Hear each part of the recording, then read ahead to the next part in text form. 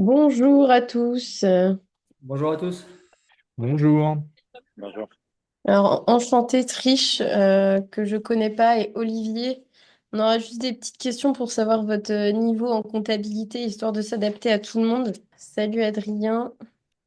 Pour ceux qui sont déjà présents, est-ce que vous pouvez nous dire votre niveau en comptabilité de, on va dire, sur une échelle de 0 à 10, sur votre niveau de lecture d'un bilan comptable, on va dire? Alors Olivier, pour ma part, je dirais 7 sur 10. Ok. T'as déjà une entreprise peut-être, déjà... J'avais une entreprise que j'ai Ouais. vendue il y a un an et demi, qui faisait un peu plus de 10 millions de chiffre d'affaires, donc j'ai un petit peu l'habitude Ok. de Donc ça, discuter avec c'est des bien. experts comptables et de savoir dire un bilan. Ouais. Nickel. Triche, Adrien, Frédéric, salut. Moi, je dirais 4. Bon, Ok. Vous pouvez noter dans le chat, hein, si vous voulez pas prendre la parole ou que vous pouvez pas parler. Pour les nouveaux, je demandais votre niveau de lecture d'un bilan comptable sur une échelle de 0 à 10. Oui, bonjour, moi c'est Frédéric. Donc mon niveau de bilan comptable, je pense qu'il doit être entre 6 et 7. Après, je suis pas non plus expert comptable, mais bon, Ok. impatient de voir d'avoir les éléments. Voilà. Ok. Et Adrien, 6. Ok. Bon, vous avez tous déjà des notions. Mm. Il reste Triche. Martin, je sais pas trop. Martin, un petit chiffre. Un. Bon, j'espère qu'on va comprendre quand même. Le but, c'est pas de revenir sur les... Enfin, si, ça va vous aider quand même, mais aussi Mm. surtout de voir les erreurs, ce qu'il faut regarder. Mm. Donc, j'espère que vous serez pas trop perdus, sinon, bah, vous pourrez reposer des questions à la fin. Et il y a Triche qui est passé de 4 à 3, donc j'espère que ça ira dans le sens inverse à la fin de. Ouais, j'espère que vous partirez au moins avec un 5 pour les autres à la fin. Après, voilà, c'est avec l'habitude que ça vient, hein. C'est à force d'en voir Mm. qu'on s'y habitue, surtout qu'il y a plein de bilans qui sont différents. Il y a des choses qu'on retrouve dans certains bilans et d'autres dans d'autres bilans. Donc, ouais. Bon, allez, on va commencer. Tant pis, Lou prend le début. Ouais. On répondra aux questions à la fin. Allez, go. Je vous mets en tout petit là. Je vous vois plus, hein. Donc, du coup, la masterclass, c'est vraiment pour comprendre la comptabilité pour une reprise d'entreprise et surtout bah, la réussir. Et donc, voilà, on va analyser les états financiers d'une entreprise, mais surtout approfondir dans le cadre d'une reprise. Donc, on a Tanguy que je vais laisser se présenter. Donc, enchanté, Tanguy Georgeot, donc expert comptable. Moi, ça fait pour le lien avec les reprises d'entreprise, donc ça fait une dizaine d'années que j'accompagne les entrepreneurs, que ce soit des nouveaux entrepreneurs qui vont reprendre pour la première fois une entreprise, ou alors des entreprises ou groupes déjà structurés pour lesquels j'accompagne pour des audits d'acquisition et dans toutes les phases nécessaires à l'acquisition d'une société. Voilà. Et donc, moi, j'ai donc créé Reprise Elite, un mastermind pour les repreneurs d'entreprise. Alors, désolée pour ma voix, hein, je suis un peu malade. J'espère que ça va aller. Et je suis aussi collaboratrice chez Commerce et Propriété Immobilier, où je fais du conseil et j'aide à la transmission d'entreprise. Donc, c'est un cabinet de M&A qui fait de la cession d'entreprise sur Rennes. Et donc, j'accompagne sur toute la Bretagne, mais aussi des personnes sur Paris ou quoi qui me donnent leur bien à vendre. Donc voilà. Alors, je vais présenter le programme comme ça. Donc là, on va juste commencer par une petite introduction à la comptabilité et du coup son rôle vraiment en entreprise et en reprise. Et puis ensuite, on vous fera un topo sur ce que contient la plaquette comptable et ce que ça veut dire CAF, BFR, tous les bilans de rentabilité, enfin, tout ce qu'on peut retrouver dedans. Et on pourra voir en direct du coup des bilans. On a préparé 2 bilans où il y a des choses à regarder, vraiment voilà, des red flags qu'il faut regarder si on veut savoir si on veut aller au bout de de la reprise, s'il faut approfondir ou pas. Et puis surtout, bah, le comptable vous dira ce qu'il faudra approfondir pendant les audits. Mais si déjà c'est un facteur pour y aller ou pas y aller, c'est bien de le savoir avant plutôt que attendre les audits 3-4 mois après, avoir des frais d'engagé et se dire que bah, en fait, dès le début, on aurait mieux fait de pas y aller. Donc, pour ceux qui viennent d'arriver, je demandais le niveau de bilan comptable. J'avoue que ça s'adresse un peu plus à des personnes qui ont déjà des connaissances en bilan comptable. Donc, j'espère que les autres, on va pas trop vous perdre. Et sinon, mettez des questions dans le chat. On essaiera d'y répondre soit petit à petit, soit toutes les questions à la fin. Vous les notez aussi et on y reviendra. Donc voilà. Et c'est parti sur cette notion un petit peu de comptabilité. Donc, la comptabilité, c'est un gros mot. En tout cas, c'est quelque chose qui peut faire peur pour beaucoup de personnes. Pas forcément, ou en tout cas, j'espère pas forcément pour vous en tant que futur repreneur ou déjà repreneur de société. Euh, la comptabilité, on va dire, c'est quelque chose d'indispensable pour la reprise d'une société. C'est le seul moyen, vraiment, pour connaître les performances financières, l'historique d'une société et aussi possiblement vos actions demain sur une reprise de société. Que ce soit, on va dire, sur certains points bien précis de rentabilité d'une société. Est-ce qu'on va dégager de la marge? Est-ce qu'elle est intéressante pour aller plus loin, une société? Est-ce que, elle a un passé, un historique sur lequel on va pouvoir se servir ou à l'inverse, sur lequel on va devoir un petit peu essuyer les plâtres les premières années. Donc voilà, la comptabilité, ça permet de voir tout ça. C'est pas forcément lisible au premier coup d'œil. Il faut un petit peu d'expérience, un petit peu d'habitude pour le faire.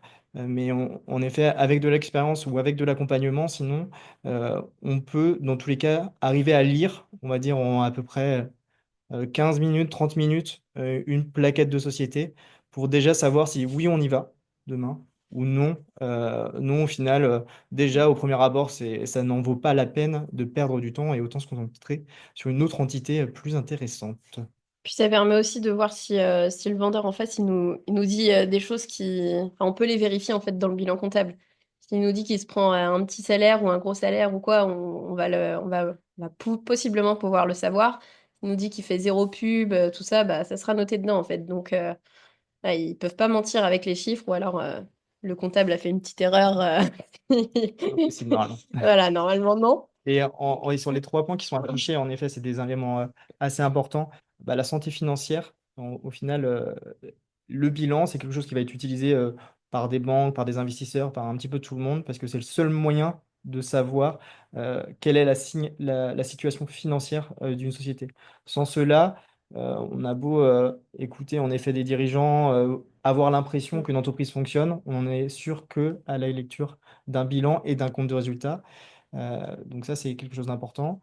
Aide à la décision, parce que en effet, pour prendre des décisions stratégiques, eh ben, on est obligé de connaître le passé pour pouvoir demain adapter, pour demain orienter ces décisions, pour pas attendre, on va dire, 6 mois ou un an dans la société pour prendre des décisions. Il faut que le premier jour où on arrive dans une reprise, on ait déjà notre plan d'action en tête.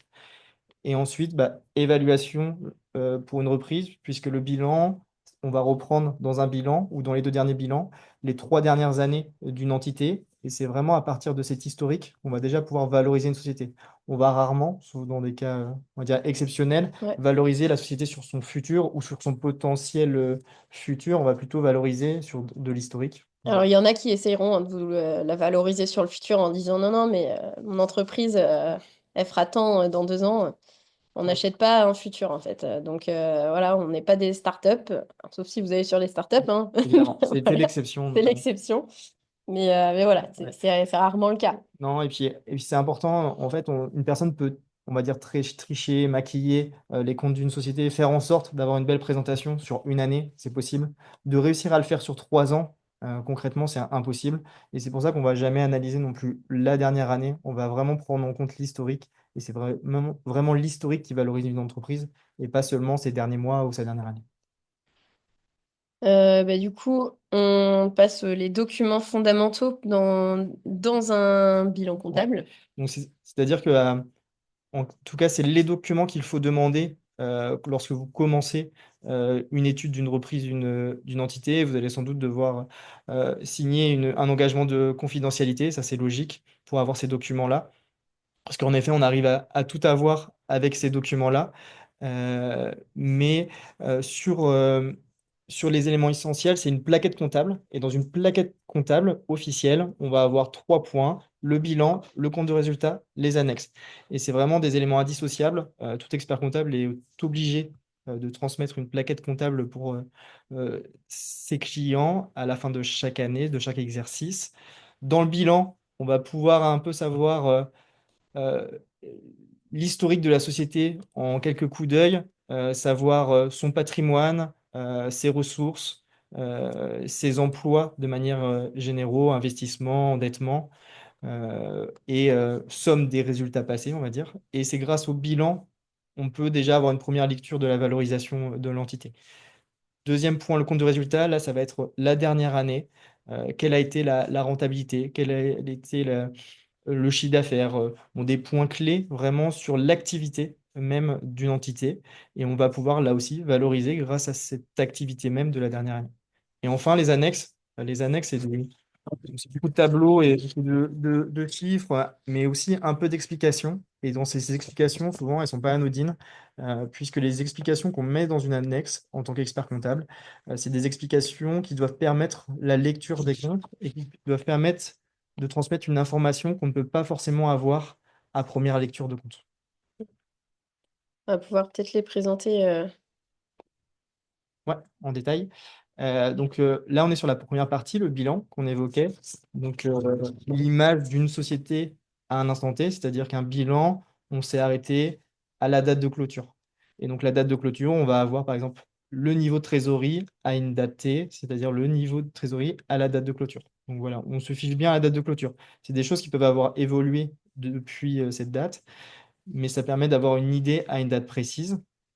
Dans ce bilan, il y a deux aspects, deux parties. Il y a une partie actif et passif. La Je, partie actif, je vous le montre en ouais, attendant pendant que tu parles comme ça on va sur un vrai bilan, parce que c'est peut-être plus. plus parlant.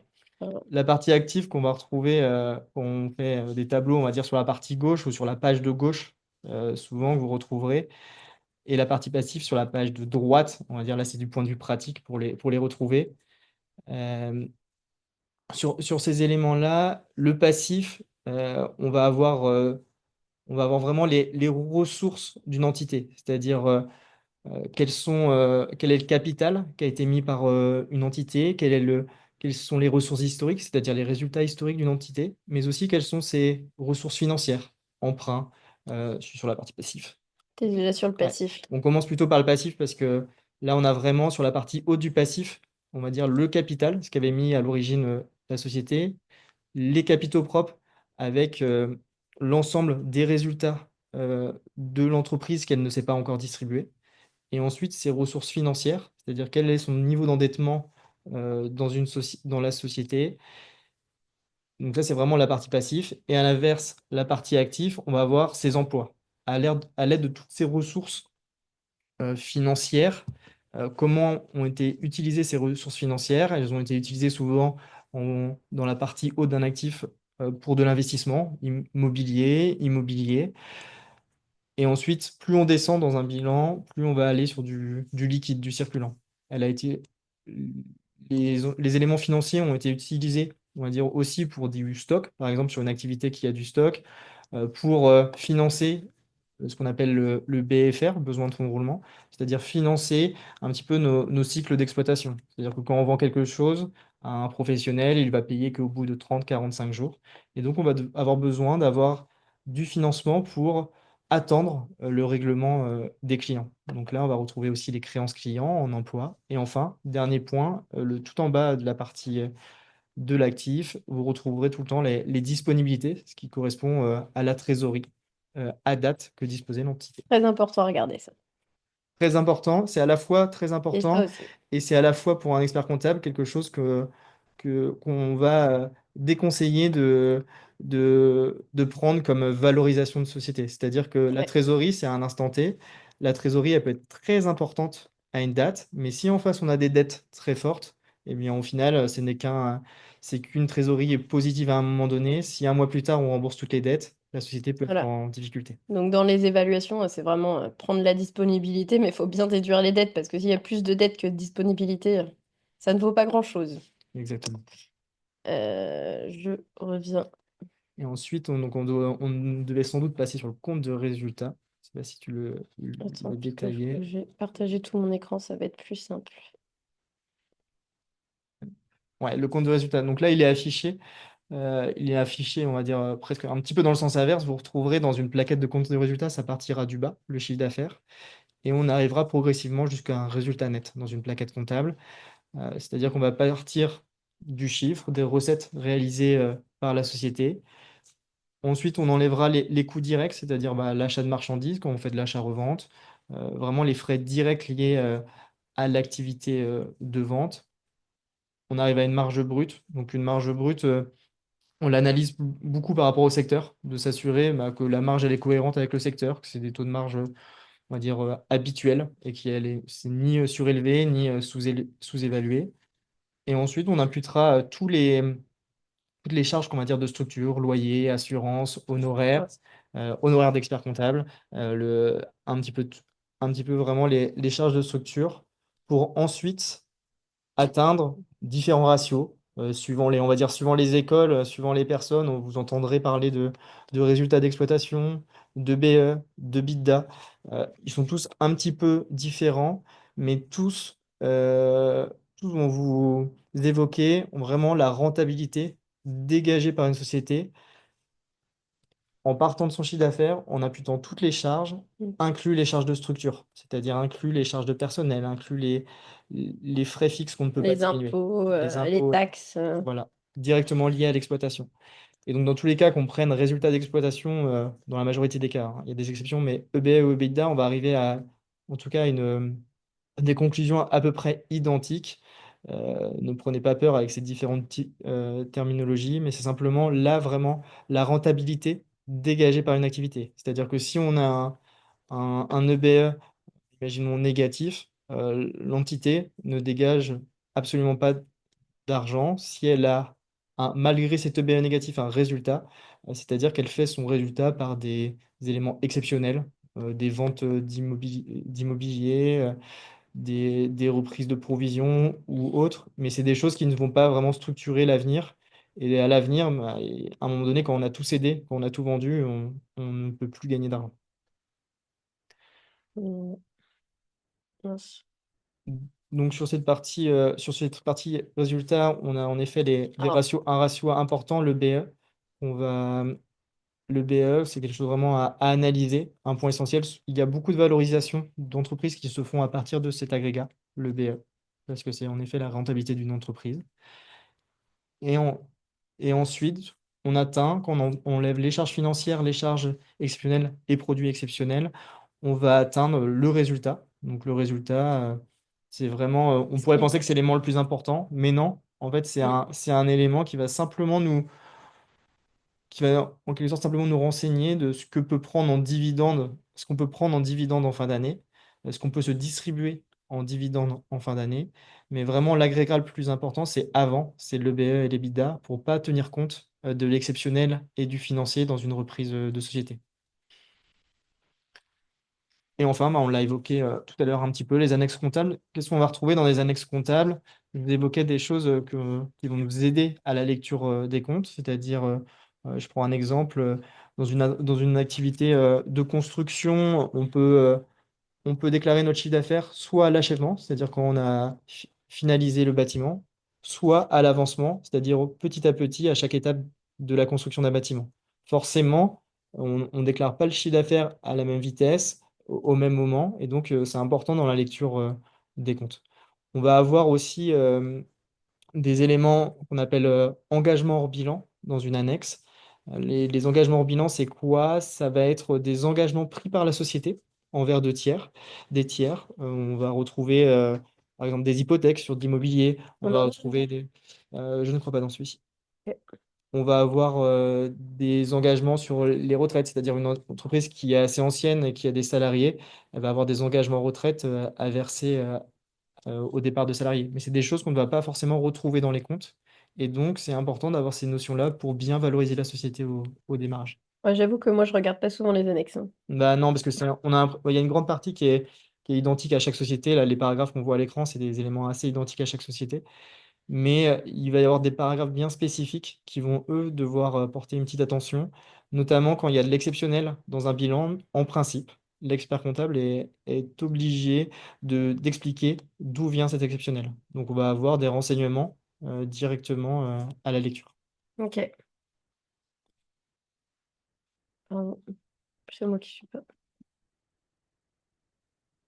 Donc, en effet, là, on se situe, on va dire, à la première lecture, quand on vient de recevoir le bilan de l'entreprise cible. Il y a des éléments, en effet, à, y- à regarder et à surveiller qui peuvent vous dire soit de passer à l'étape suivante, soit d'arrêter là. Ça va être notamment les éléments sur la rentabilité, comme je vous l'évoquais tout à l'heure sur le BE, mais aussi sur la marge, c'est-à-dire que si on, si on voit déjà qu'il y a une marge forte par rapport au marché, ben, on sait qu'on va avoir peu de moyens d'action d'améliorer la situation. Mm. Donc on est déjà au maximum, on va dire, des capacités sur cet aspect-là. Et ensuite, il y a moi, si vous avez quelque chose à retenir, un agrégat le plus important à retenir, à mon sens, c'est le dernier, la CAF, capacité d'autofinancement. C'est quoi? C'est votre résultat comptable sur lequel on va venir retraiter des opérations, on va dire, purement comptables. Donc amortissement, notamment, production immobilisée.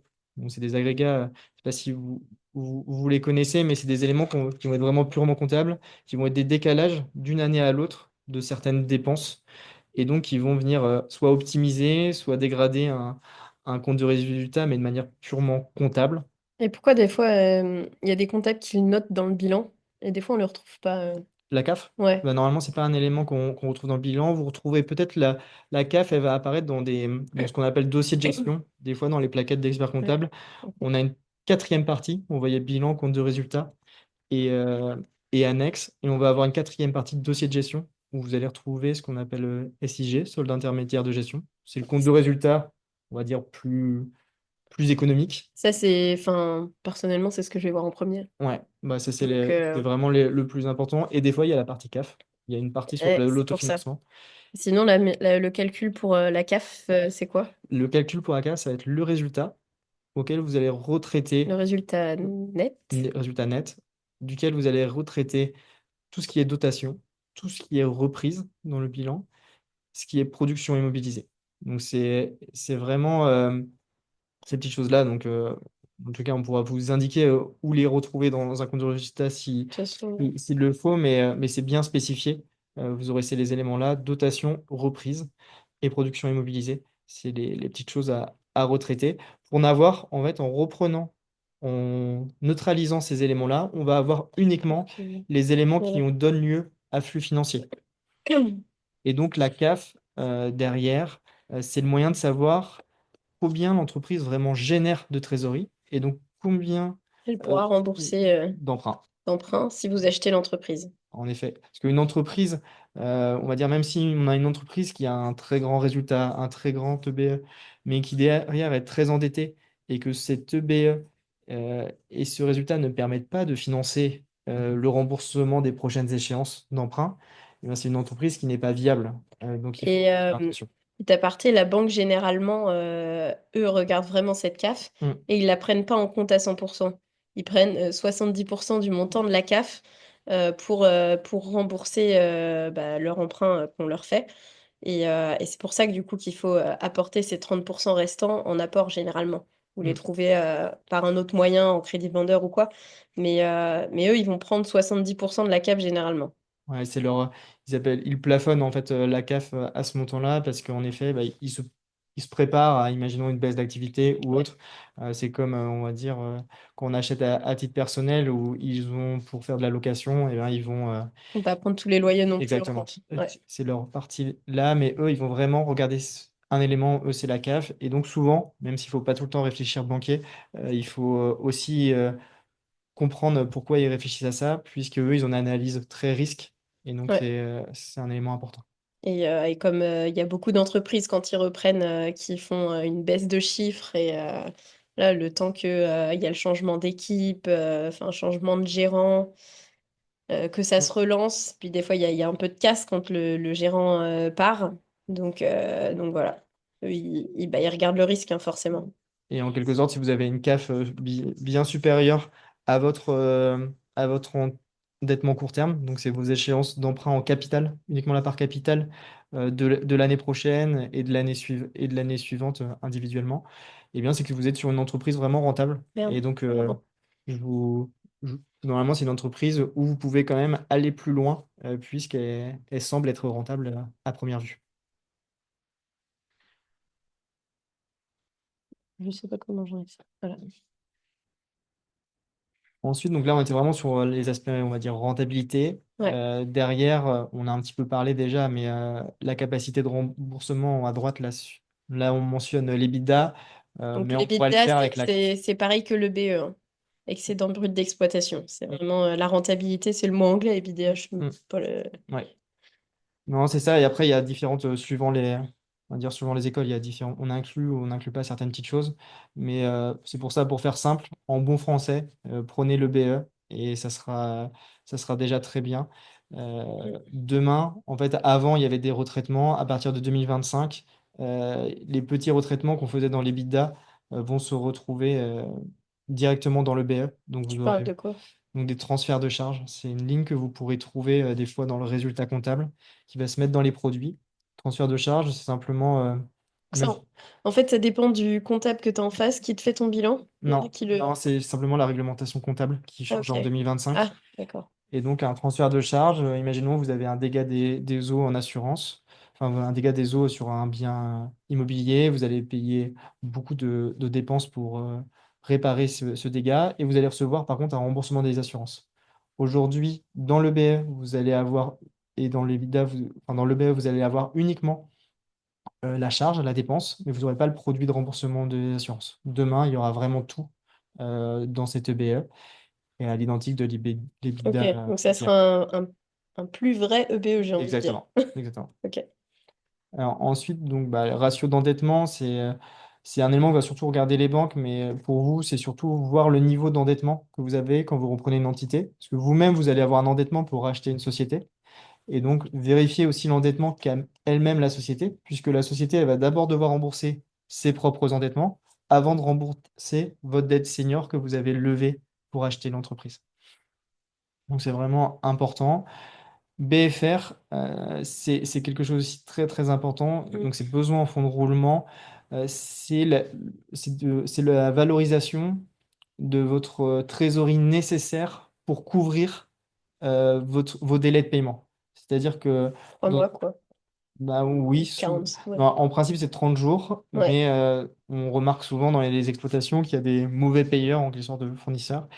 Et donc, on peut facilement avoir des dettes qui peuvent aller jusqu'à 3 mois d'un côté. Donc ça, c'est très bien qu'on a des dettes qui vont jusqu'à 3 mois parce que ça veut dire on va dire, on se laisse le temps de le payer et donc on a un peu plus de trésorerie. Mais à l'inverse, si c'est dans ce sens-là, dans l'autre sens, ça veut dire qu'on a la même chose. C'est-à-dire que nos clients vont aussi mettre du temps à nous payer. Ou on va avoir besoin d'acheter du stock dans certaines activités. Et donc, ces éléments-là, de devoir avoir du stock, de devoir attendre le paiement des clients, va nécessiter d'avoir de la trésorerie pour la compenser. Mm. À l'inverse, on va avoir des sociétés qui ne vont pas avoir de besoin de fonds de roulement, qui vont être en excédent de fonds de roulement. Ça va être des entreprises de type supermarché ou ce qu'on appelle B2C, donc qui vont vendre à des particuliers. Puisqu'au final, quand on vend à des particuliers, très souvent dans des commerces, enfin, dans la restauration par exemple, les particuliers viennent payer directement, payer le jour même. Donc on n'a pas de délai de paiement. Et à l'inverse, on peut demander, si on négocie bien, à payer nos fournisseurs à 30 jours ou 45 jours. C'est pour ça qu'il y en a qui ont des BFR donc négatifs, Voilà. parce que ils n'ont pas avancé l'argent, on va dire, ils l'ont avant même. Mm. Et d'autres en BFR positif où bah, faut qu'ils avancent le stock, par exemple, avant de se faire payer. Sachant que le BFR, c'est quelque chose que les banques n'aiment pas forcément financer, Ouais. puisque ça présente un risque de non-paiement, par exemple, des clients, de non-valorisation du stock. Donc, c'est quelque chose qu'on va souvent devoir autofinancer par l'entreprise, si elle a déjà des fonds disponibles, ou devoir apporter pour compléter. et financé personnellement. Tu as des idées d'entreprise en BFR négatif? Ouais, bah, c'est celle que j'ai dit, notamment par Supermarché. exemple restauration, bah, Ok. supermarché. La grande force des supermarchés, c'est qu'ils ont un BFR négatif. On pourrait penser ils ont un fort stock, ce qui est vrai. Mais Mm. comme les clients payent en direct et que eux, leur dette, ils payent ne 30 serait-ce jours.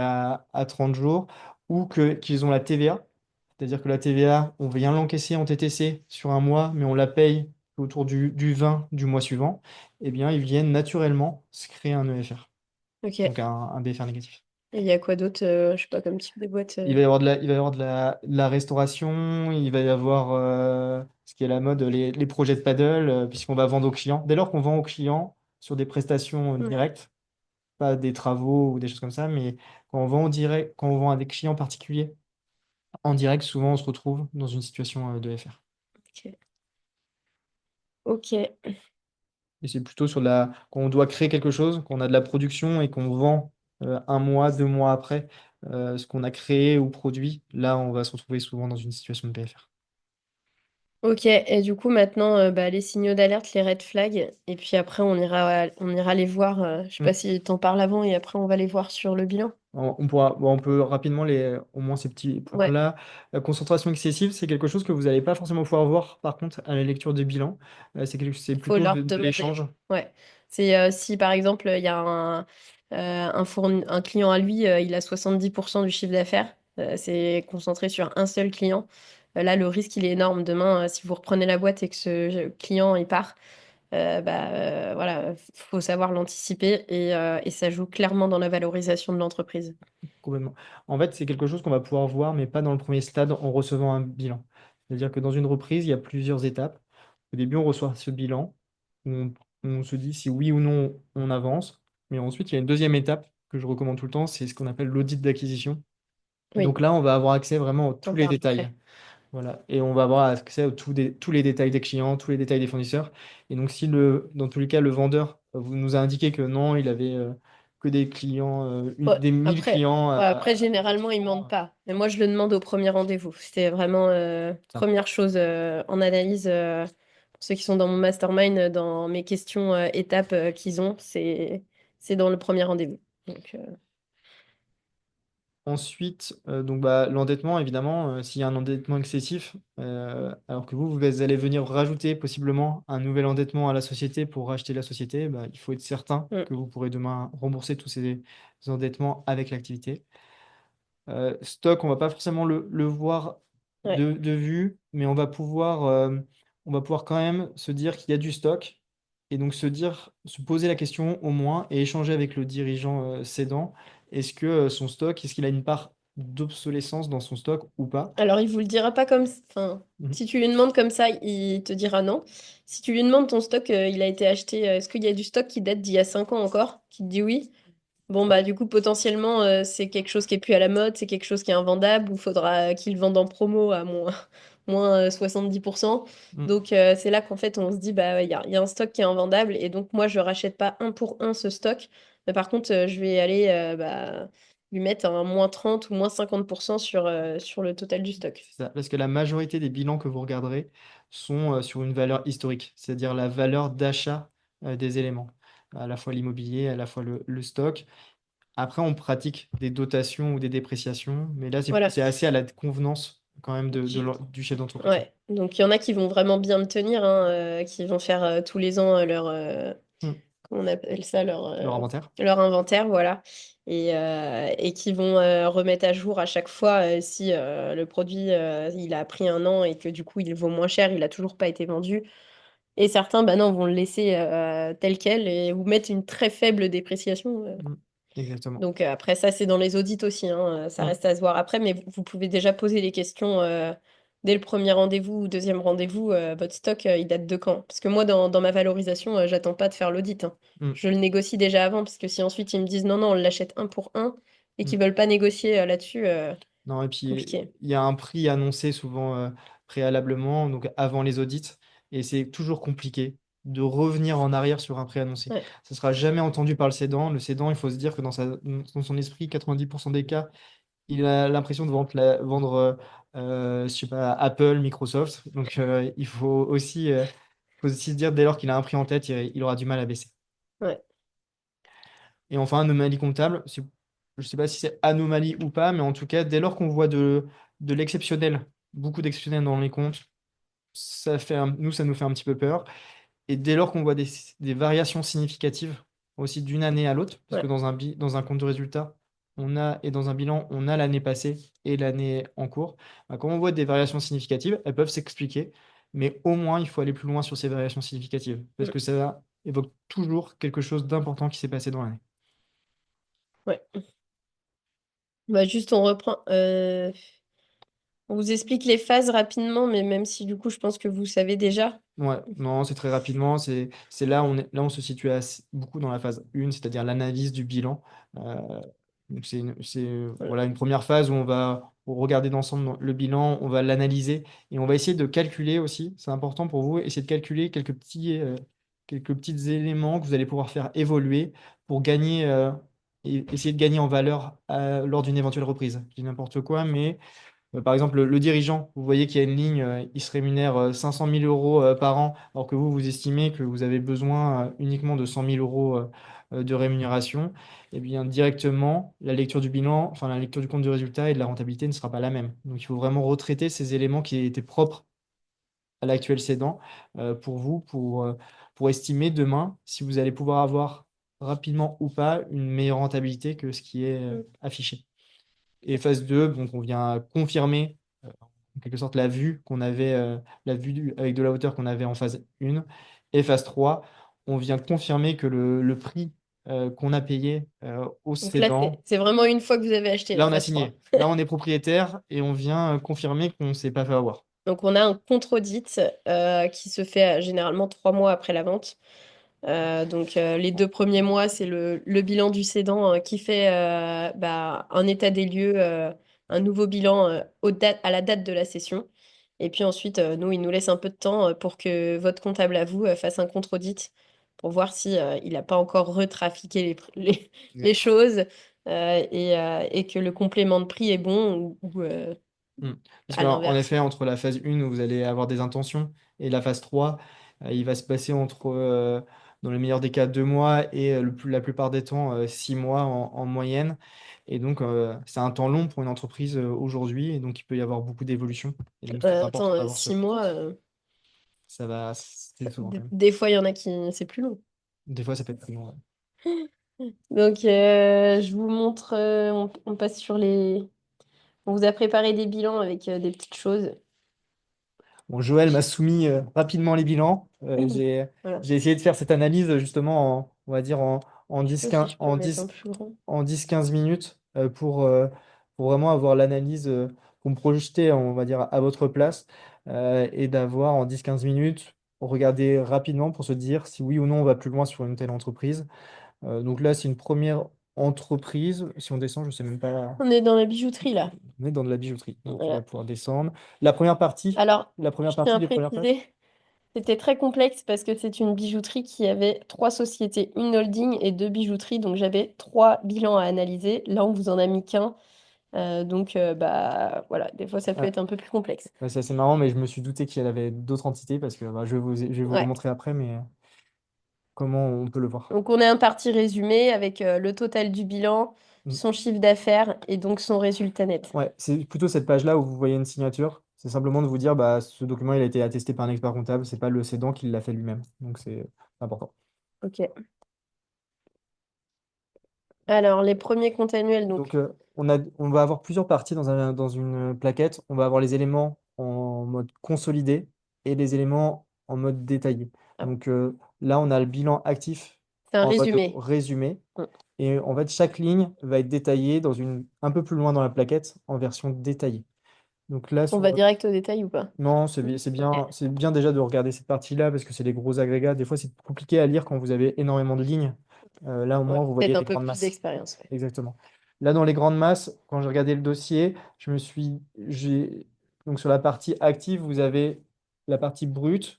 Donc, c'est combien ont été achetés historiquement, des provisions, des dépréciations, des dotations qui ont été passées petit à petit par l'utilisation, par l'ancienneté des éléments achetés, et on arrive à une valeur nette qui est la valeur théorique comptable actuelle Que de vaut, l'actif. voilà, Que que vaut ça vaut l'actif. aujourd'hui, Là, dans la partie comptablement. comptablement. Dans la partie immobilière corporelle, là, on voit qu'ils ont acheté pour 384 000 euros historiquement d'actifs. Aujourd'hui, ça ne vaut plus que 66 000 euros en valeur comptable. Donc, moi, je me dis que c'est une entreprise déjà ancienne qui a usé, on va dire, ses machines, qui a usé son mobilier. Et possiblement, c'est une entreprise. Bon, je suis peut-être déjà allé la voir, on va dire, sur place, mais si je ne suis pas encore allé la voir, je me dis que c'est une entreprise où je vais devoir refaire des travaux, racheter un petit peu de matériel, racheter des éléments parce que tous les éléments ont été, on va dire, bien utilisés, comme il reste plus qu'une faible valeur. Donc, ils ont au moins 7 ans, voire 10 ans de moyenne. En effet, c'est une entreprise qui n'avait pas été rénovée. Donc, Donc, voilà. ça se voyait que ça avait 10 ans, quoi. Donc, bah, voilà, moi, c'est un élément assez logique. Par contre, des fois, sur des éléments comme ça, on a possiblement des plus-values parce que ça peut valoir pas seulement 40 000, mais sur le Ouais. marché d'occasion, on a peut-être une valeur à 100 000 de ces éléments-là. Je dis n'importe quoi, si vous achetez une voiture, nous, une voiture à 100 000 euros, nous, on va chaque année imputer 20 000 euros. Donc à la cinquième année, elle vaut zéro comptablement, mais peut-être que la voiture, si vous avez fait 40 000 km, elle va valoir encore 30 000 euros, 30 000 euros. Et donc, il y a peut-être des plus-values latentes. Ça, c'est des éléments qu'on ne va pas évoquer au cédant, parce que ça va dans ce sens pour valoriser d'une meilleure manière son entreprise. Mais nous, qu'on va avoir en tête pour se dire, bah, est-ce que j'ai pas des petits bonus à aller chercher si je rachète cette entreprise? Ensuite, si on descend, On on voit qu'il voit y a un qu'il y a gros stock de marchandises. ce qui est logique je pense, dans une Voilà, bijouterie. dans les bijouteries, c'est le petit problème, c'est qu'il faut financer le stock Mm. et que du coup ça coûte cher et que la banque, faut l'avoir en apport parce que sinon en rentabilité ça passe pas quoi. C'est ça. Il faut avoir, dans tous les cas, on va dire, c'est toujours bien pour cette partie haute des 66 000 euros sur cette partie un petit peu plus basse du stock, donc on arrive, on va dire, pas loin des 320 000. C'est important pour une entreprise. Si on a, après, on verra dans la partie passive, des capitaux propres d'une même hauteur de 320 000, c'est-à-dire que vraiment la société, par son historique, elle a financé euh, son immobilier et elle a financé son stock. Et donc, c'est une entreprise déjà assez saine, on va dire. Ensuite, donc j'ai dû mettre, je l'ai surligné parce qu'il y avait une variation importante. Donc, on est sur les colonnes. On voit là, c'est la colonne des variations. On voit une Explique variation peut-être la assez créance. importante sur les clients. Quand on a une variation importante sur les clients, bah, il faut toujours se poser des questions. C'est-à-dire que est-ce que c'est normal ou pas? En théorie, d'une année à l'autre, on devrait avoir un niveau toujours à peu près similaire de créance client. Donc, il y a possiblement des douteux dans ces clients. C'est quoi des douteux? C'est des clients possiblement qui ne régleront jamais. Donc, si c'est le cas, c'est vraiment, faut considérer ces éléments-là comme une perte dans notre valorisation. Sachant que là les créances clients dans une bijouterie ils achètent en direct. Ouais, bah, ils avaient peut-être des sous-traitants ou enfin, des vendeurs affiliés ou des éléments. Donc, en effet, c'est assez étrange. Donc, c'est une question à poser. Pourquoi vous avez des clients dans une Et c'est bijouterie? pas dans les créances clients des fois aussi t'as les comptes de leurs autres sociétés qui ont prêté de Non, ça l'argent. va être un petit peu plus bas. Ça va être dans les autres créances. Ah oui, donc ça va être donc dans celle-là. Ouais. Ok. Autre créance, en quelque sorte, c'est là, je ne l'ai pas surligné parce qu'il n'y avait pas une variation significative, mais dans les autres créances, on va avoir soit des créances envers l'État, envers du Ouais, genre la fiscal, du TVA. social, voilà. Et on peut avoir aussi des créances envers des filiales, envers une holding. On peut avoir un peu de tout. Il faut aller regarder ce poste après, mais que dans le détail. Là, au visu, on ne peut pas trop savoir ce qu'il y a dedans. Et ensuite, bah, c'est une société, on peut se dire, bah, elle a de la trésorerie. Donc, c'est toujours sympathique d'acheter une société avec de la trésorerie, parce qu'au moins, on se dit qu'au démarrage, on aura un petit peu de trésorerie pour faire face. Les banques n'aiment pas trop prêter pour racheter de l'argent, prêter de l'argent pour acheter de l'argent, mais c'est toujours bien parce que un petit peu, dites-vous que la trésorerie, c'est plus ou moins le nerf de la guerre. Quand on en a plus, c'est toujours compliqué de réussir à en avoir un nouveau. Donc, quand on a déjà une base, c'est un petit matelas pour demain. Nicolas, ta question, il y a un comptable qui avait mis les dividendes dans autres créances. Alors, si il y a les dividendes dans autres créances, théoriquement, c'est plutôt on va dire, on se situe dans une holding, on se situe dans une société qui va détenir une filiale. La filiale, elle a distribué des dividendes à son assemblée générale, mais elle les a pas encore versés. Donc on a une créance, c'est-à-dire qu'on attend le paiement de la filiale. Bah, pas de filiale, donc bah, normalement, là, il y a un problème. Parce que on ne peut pas avoir une créance de dividende, donc ça veut dire que la société, elle a versé à ses associés sans avoir fait le juridique nécessaire pour acter la distribution. Ça peut être aussi dans ce sens-là. Donc, À creuser. mais c'est pas, normalement, c'est quelque chose, c'est un poste qu'on ne peut pas retrouver à ce niveau-là. C'est soit un manquement juridique, soit un manquement d'action par une filiale. Donc, disponibilité, on a vu. Donc là, les capitaux propres, si on fait purement comptable, l'entreprise, elle vaut 234 000 euros. Là, c'est vraiment purement comptable, sans tenir compte de la rentabilité, sans tenir compte de rien. C'est au moins un petit point à avoir en tête. Bah, la vraie valeur, parce que pourquoi je vous dis que c'est la valeur de l'entreprise? Puisque en fait, c'est la valeur du capital initial, donc ce qui a été apporté initialement, ajouter à cela tous les résultats réalisés et que les associés ne se sont pas distribués ou versés en dividendes. Donc c'est vraiment bah, la somme des résultats passés.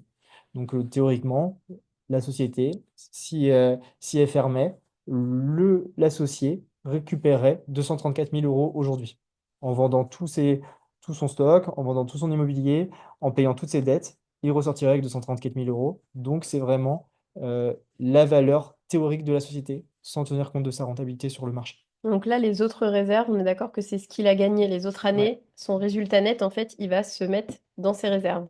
exactement. Et par contre, du coup, ça veut dire qu'il a droit, celui qui reprend l'entreprise, qui la rachète, il y a 174 000 euros qui peut sortir comme ça. Mm, Et du coup, il faut faire attention que ces 174 000 euros, ils soient bien en disponibilité. Parce que s'il n'y a pas d'argent sur le compte pour les sortir, bah, on ne peut pas les sortir. mm, Donc là, en soi, il y a une partie qui est dans la marchandise, une partie dans les dispos. Donc il pourrait prendre une partie des disponibilités et de se les sortir comme ça, parce qu'il a déjà payé des impôts dessus, parce que c'est son résultat net qui est dans les autres réserves. exactement. Ok. Il pourrait. Bon, les banques le verraient. Il faut pas le dire aux banques, mais il pourrait. Et Ça permet aussi de se rembourser son ouais, apport, exactement. si vous ne l'avez pas mis en compte courant d'associé. Exactement. Euh, Ensuite, donc, on a la partie emprunt. On voit que l'entreprise, elle est encore endettée. Bon, c'est pas forcément grave, un endettement, tant que l'activité permet de Il y a rembourser peut-être rapidement. encore un PGE, enfin on ira voir tout à l'heure, je sais Ouais, plus c'était je quoi. crois. Ouais. Ouais. Ouais. Et donc, PGE, c'était le prêt de l'État après le Covid, mm, hein. Il y en a beaucoup qui l'avaient encore jusqu'en 2023. Là, 2024, il est terminé généralement. Il n'y en a plus. il reste ouais, 2 ans maximum. On est Ouais. sur l'avant-dernière année. Ouais. Les 46 000, pourquoi je les ai entourés, les 46 133, c'est vraiment, je vous évoquais tout à l'heure, l'échéance à un an à devoir rembourser en capital C'est ce quand on qui commence à rembourse cap. en un an. Voilà, c'est ce qui rembourse en un an chaque année. Bon, en moyenne, évidemment, c'est évolutif, hein, la part en capital et la part en intérêt d'un emprunt.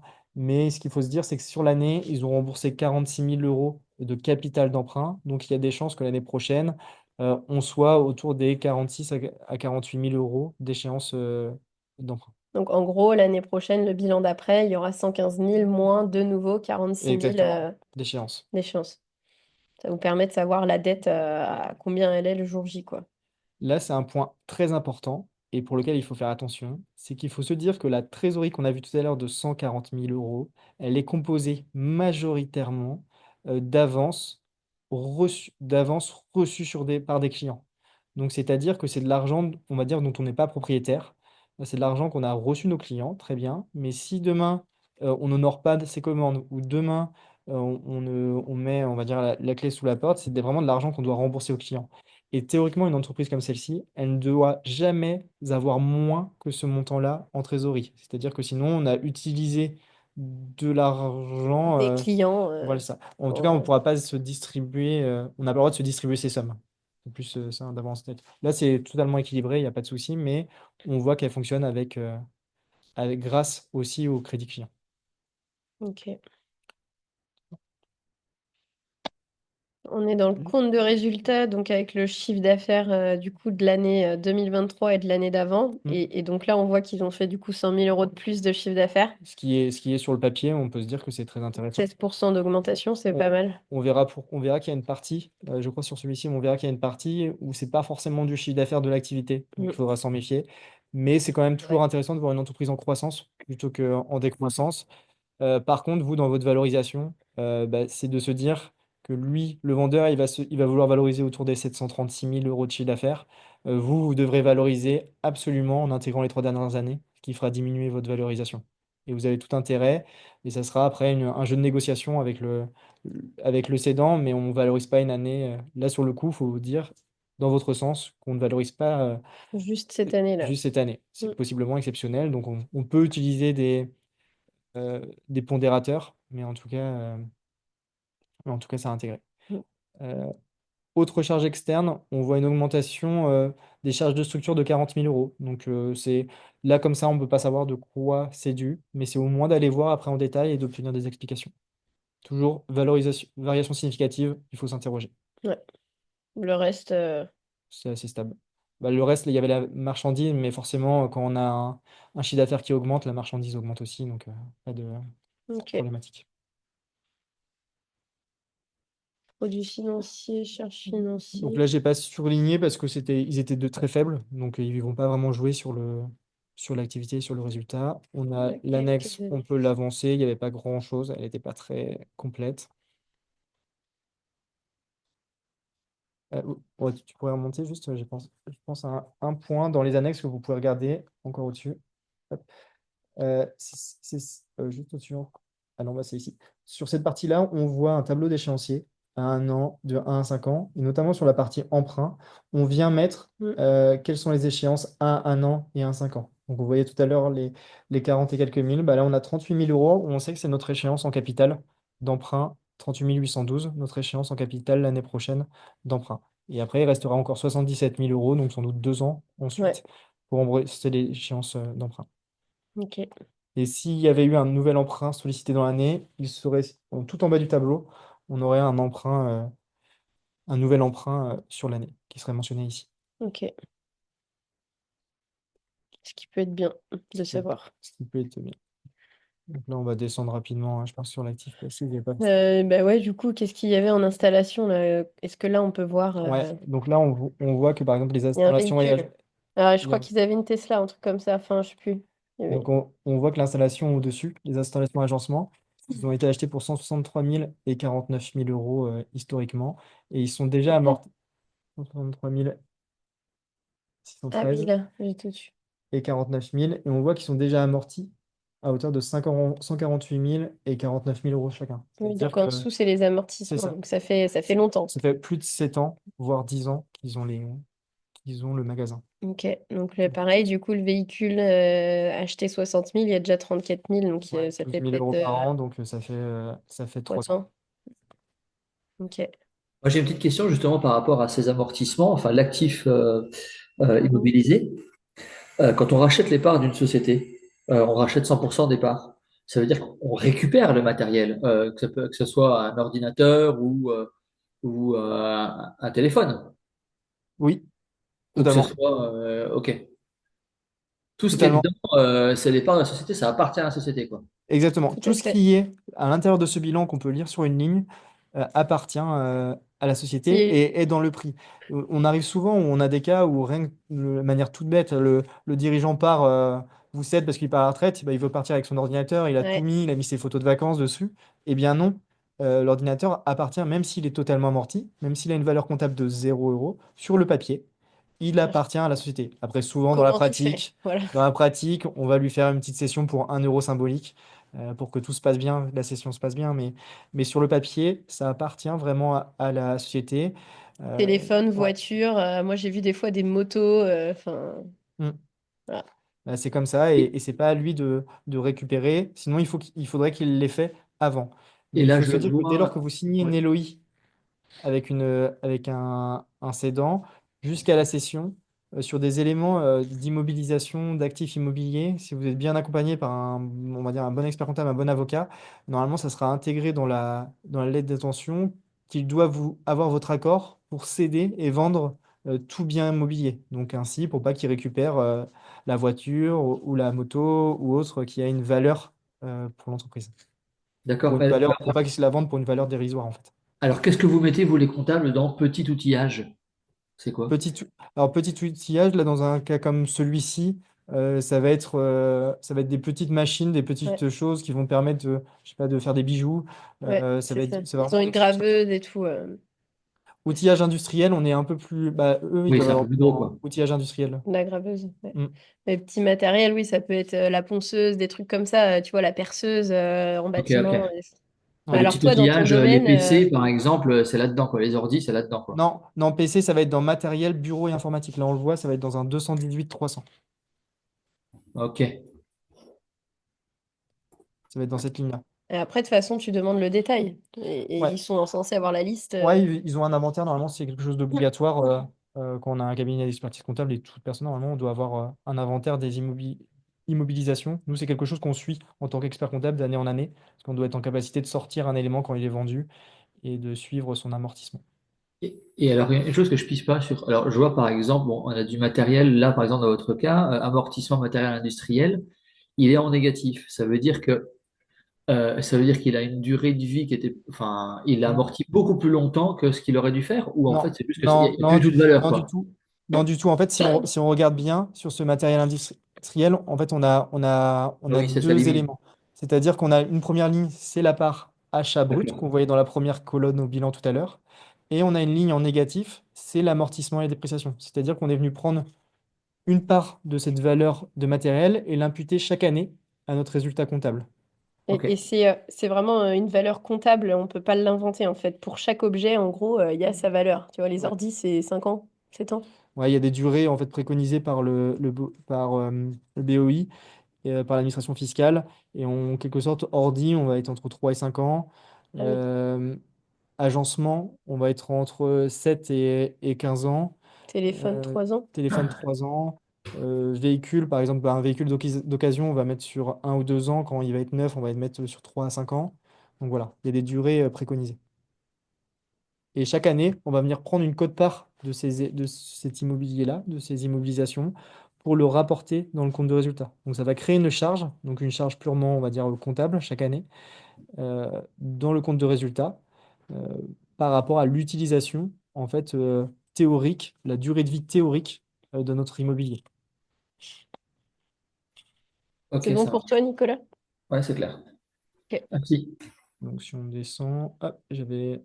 Ah, donc c'est là où je me suis interrogé. J'ai vu dans les C'était. créances qu'il y avait une créance vers une SARL. Donc Donc, c'est leur théoriquement, autre société. voilà. Mm.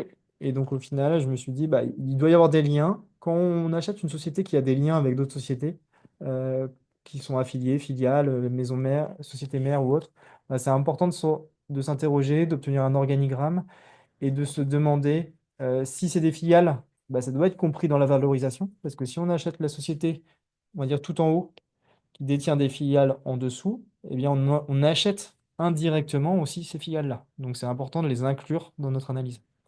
Donc là, ça veut dire que l'autre société, elle a prêté 65 000 euros. Non, cette société, C'est elle ouais, qui cette a prêté à société-là l'autre. a prêté ouais, 65 000 euros à l'autre société. À l'actif, il faut vous dire, c'est que l'actif, c'est qu'on a des créances, c'est-à-dire que on attend de l'argent de tiers. Au passif, on a des dettes, donc on doit de On doit de l'argent l'argent. Ouais. à des tiers. Oui, donc elle a prêté, elle attend qu'on lui rembourse 65 000. Mais il y a déjà eu 32 000 de C'est remboursés, ça. c'est déjà pas mal. C'est déjà pas mal. Et souvent, lors d'une cession, si jamais le cédant a on va appeler ça un compte courant, donc la société a une dette envers le cédant, parce que le cédant, il a soit apporté de l'argent, soit il a eu des frais qu'il ne s'est pas fait rembourser. Et donc, on va tout le temps demander à ce que le cédant soit remboursé, se soit remboursé de son compte courant avant d'acheter la société. Pourquoi? Puisque, en fait, lorsqu'on rachète une société, de devoir encore des sommes au cédant, bon, ça peut être problématique. Ou à l'inverse, si le cédant bon, normalement, c'est jamais dans ce sens-là, mais si jamais vraiment il y avait ce cas-là, que le cédant nous rembourse, il risque de possiblement pas nous rembourser. Donc, il faut que tous ces éléments-là soient neutralisés le jour où on rentre dans une société. On n'entende plus parler de l'ancien cédant. Mm. Voilà, On les ça rien, trésor, ouais, rien de rien de particulier. particulier. On Là, passe au passif. rien de particulier. On voit les détails là, des emprunts. Donc, en Voilà. effet, il y a Il PGE, y a la Tesla. et il y a une Tesla d'acheter en emprunt. Donc là, rien de La particulier. TVA. Là, on retrouve encore une autre dette, donc vers une filiale. Donc c'est là aussi, il faut Bah, il y a s'interroger. 3 sociétés, donc oui, c'était. Et donc, on se dit que si on rachète indirectement, là, notre trésorerie, qu'on voyait tout à l'heure de 140 000, le jour où on rachète, on aura remboursé, imaginons, l'autre société ou le compte courant de l'associé parce que, on doit lui rembourser quand il s'en va. Et donc, notre trésorerie, elle sera diminuée d'autant. Donc, dans notre analyse de la société, on va venir enlever ces sommes dues au cédant de notre trésorerie, au même titre que Oui. des emprunts, Ouais. financiers. Au final, quand on enlève les dettes, il n'y a pas tant de trésor que ça. Non.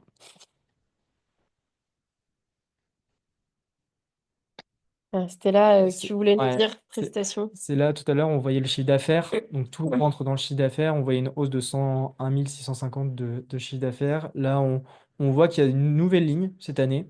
Donc, des variations assez étonnantes quand on rentre en détail, euh, de prestations de services. Donc, quand on est une bijouterie, on ne fait pas de prestations de services. Donc, il faut s'interroger. Je Il y a pense que c'est parce qu'ils ont mis en place les gravures aux réparations, peut-être. Ah, peut-être. Ça peut être soit ça, Ouais, en je effet, crois. donc ce qui serait logique, donc là, pas de problématique, Mm. ou soit c'est une prestation vers une filiale ou vers une autre société, une prestation de gestion, une prestation quelque chose. Mais c'est possiblement quelque chose qui s'arrêtera du jour au lendemain, le jour où vous reprendrez. Donc c'est important de... Ah, est-ce que ça peut être la gestion, ça peut être les services de la holding? Bah, là, c'est du produit, mais elle pourrait faire des prestations de commune holding à une filiale, par exemple. Et ça serait noté comment? Ça pourrait être notifié comme ça. Ouais, ok. Ensuite, là, c'est Qu'est-ce que simplement t'en penses? subvention. Donc c'est plus que Des des fois, c'est fois. noté là et des fois, c'est pas noté ici. Des fois, c'est noté en fin de bilan.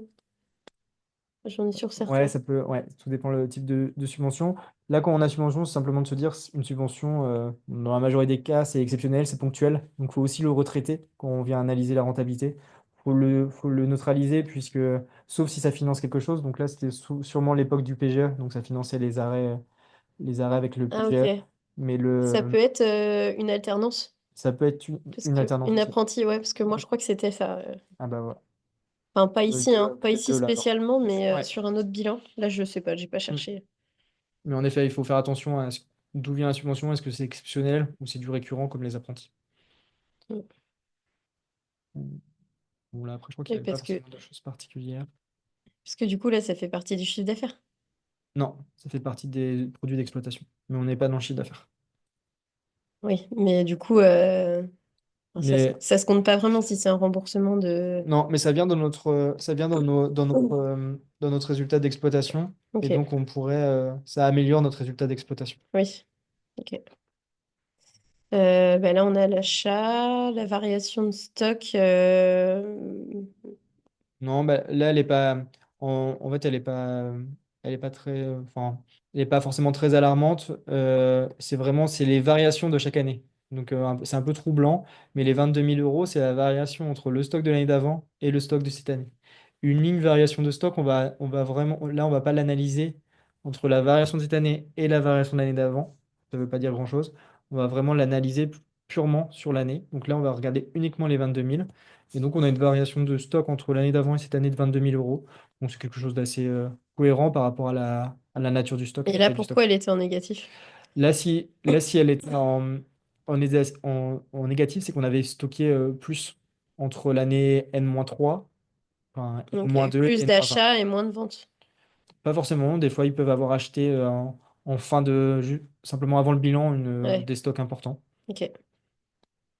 Le stock, on va vraiment Ok. regarder plutôt ce qui se passe cette année, parce qu'on va dire que le passé nous importe un petit peu peu.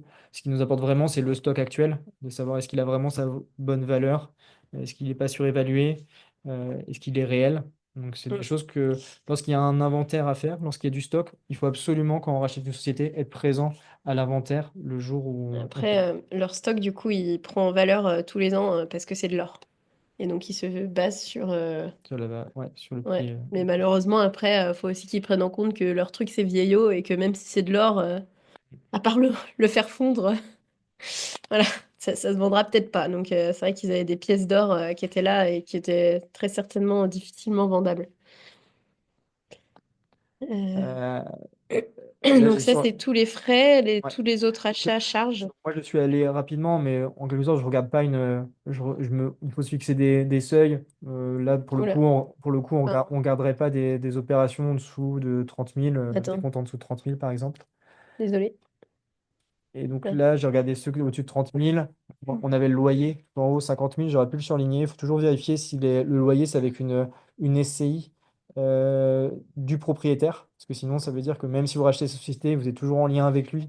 Et il a peut-être mis des tarifs assez avantageux pour sa propre SCI, des loyers assez avantageux. Ensuite, j'ai surligné la partie rémunération d'intermédiaire parce que c'est assez divers.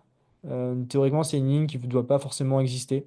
Donc, possiblement, il a une holding, possiblement, il rémunère je ne sais qui. Il faut s'interroger sur ça pour savoir s'il y a un contrat, est-ce que c'est quelque chose qui va perdurer, est-ce que c'est quelqu'un de sa famille, je ne sais pas. Mm. Mais en tout cas, il faut s'interroger. C'était les parents et leur fille. Ok. Donc là, c'est simplement, j'ai surligné pour vous, parce qu'évidemment, les salaires, c'est quelque chose d'important. La première ligne, c'est les salaires bruts. Donc voilà, ça vous donne une idée du niveau de salaire. Quand on est à 81 000, c'est les salaires bruts, donc c'est pas le gérant, ça va vraiment être les salariés. Euh, Alors, sauf si le gérant est salarié. Bah, normalement, Enfin, là, non, mais dans d'autres c'est une cas, SARL. oui. Donc non, Mais dans d'autres cas, ouais. on ne peut pas avoir forcément le détail parce qu'ils sont salariés. Dans une SAS, tout le monde sera à ce niveau-là si jamais il se rémunère dans la société. Ouais. Donc là, on voit à peu près le niveau. On voit qu'ils ont sans doute embauché quelqu'un entre les 2 années. Et ensuite, toutes les lignes jaunes surlignées, c'est tous les coûts du gérant actuel. Donc là, on voit que c'est des coûts vraiment faibles. Donc vous, si vous reprenez une société, vous allez sans doute vous rémunérer, je l'espère, dedans. Et donc, bah, vous aurez votre rémunération quand même à ajouter à la rentabilité de la société. Il faut toujours ajouter une rémunération, même s'il n'y en avait pas avant, parce que c'est comme ça qu'on valorise une société. On ne va pas valoriser une société sans rémunération du dirigeant, parce la société, elle doit à la fois permettre de rembourser votre dette, rembourser les endettements, Et mais elle vous doit aussi payez. vous rémunérer, c'est quand même le but. Donc, Mais ils étaient sur d'autres, société. sur les autres sociétés, du coup. Donc voilà, après, pas d'éléments significatifs je crois. À la suite, ah, encore un dernier. Donc là, simplement, il y a eu un petit produit exceptionnel. Bon, c'était simplement pour vous dire, bah, faire attention à ces lignes-là, à cette partie exceptionnelle. Là, pour le coup, 4 500 euros, c'est pas grand-chose. Mais ça peut donner le coup valoir le coup de demander ce que c'est, parce que ça pourrait être un litige, un début de litige, ça pourrait être euh, ça pourrait, enfin, ça peut vous indiquer des choses, parce que normalement, exceptionnel, c'est qu'il ne rentre pas dans la gestion normale et courante d'une entreprise. Donc, il faut savoir, parce qu'il pourrait y avoir des répercussions sur le futur. Je crois que j'avais juste mis après en liasse fiscale, si je descends bien fortement.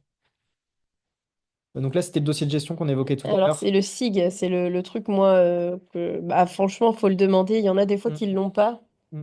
mais c'est important. C'était là où vous allez retrouver le BE. C'est pour ça que je l'ai surligné. Mm. Vous n'allez pas le retrouver en lecture, le BE, dans le compte de résultat. Ouais, donc il est là. Donc, c'est ce qui va vous permettre surtout de bien faire une valo. Alors, on parlera pas de valo ici parce qu'on n'aura pas le temps, mais la valorisation sur la rentabilité, bah, ça tient à ce chiffre. Et en fait, les autres éléments que j'ai surlignés, 173 euros, 159 euros et transfert de charge, c'est les éléments qu'on vient ajouter pour atteindre l'EBITDA, que des fois vous allez retrouver.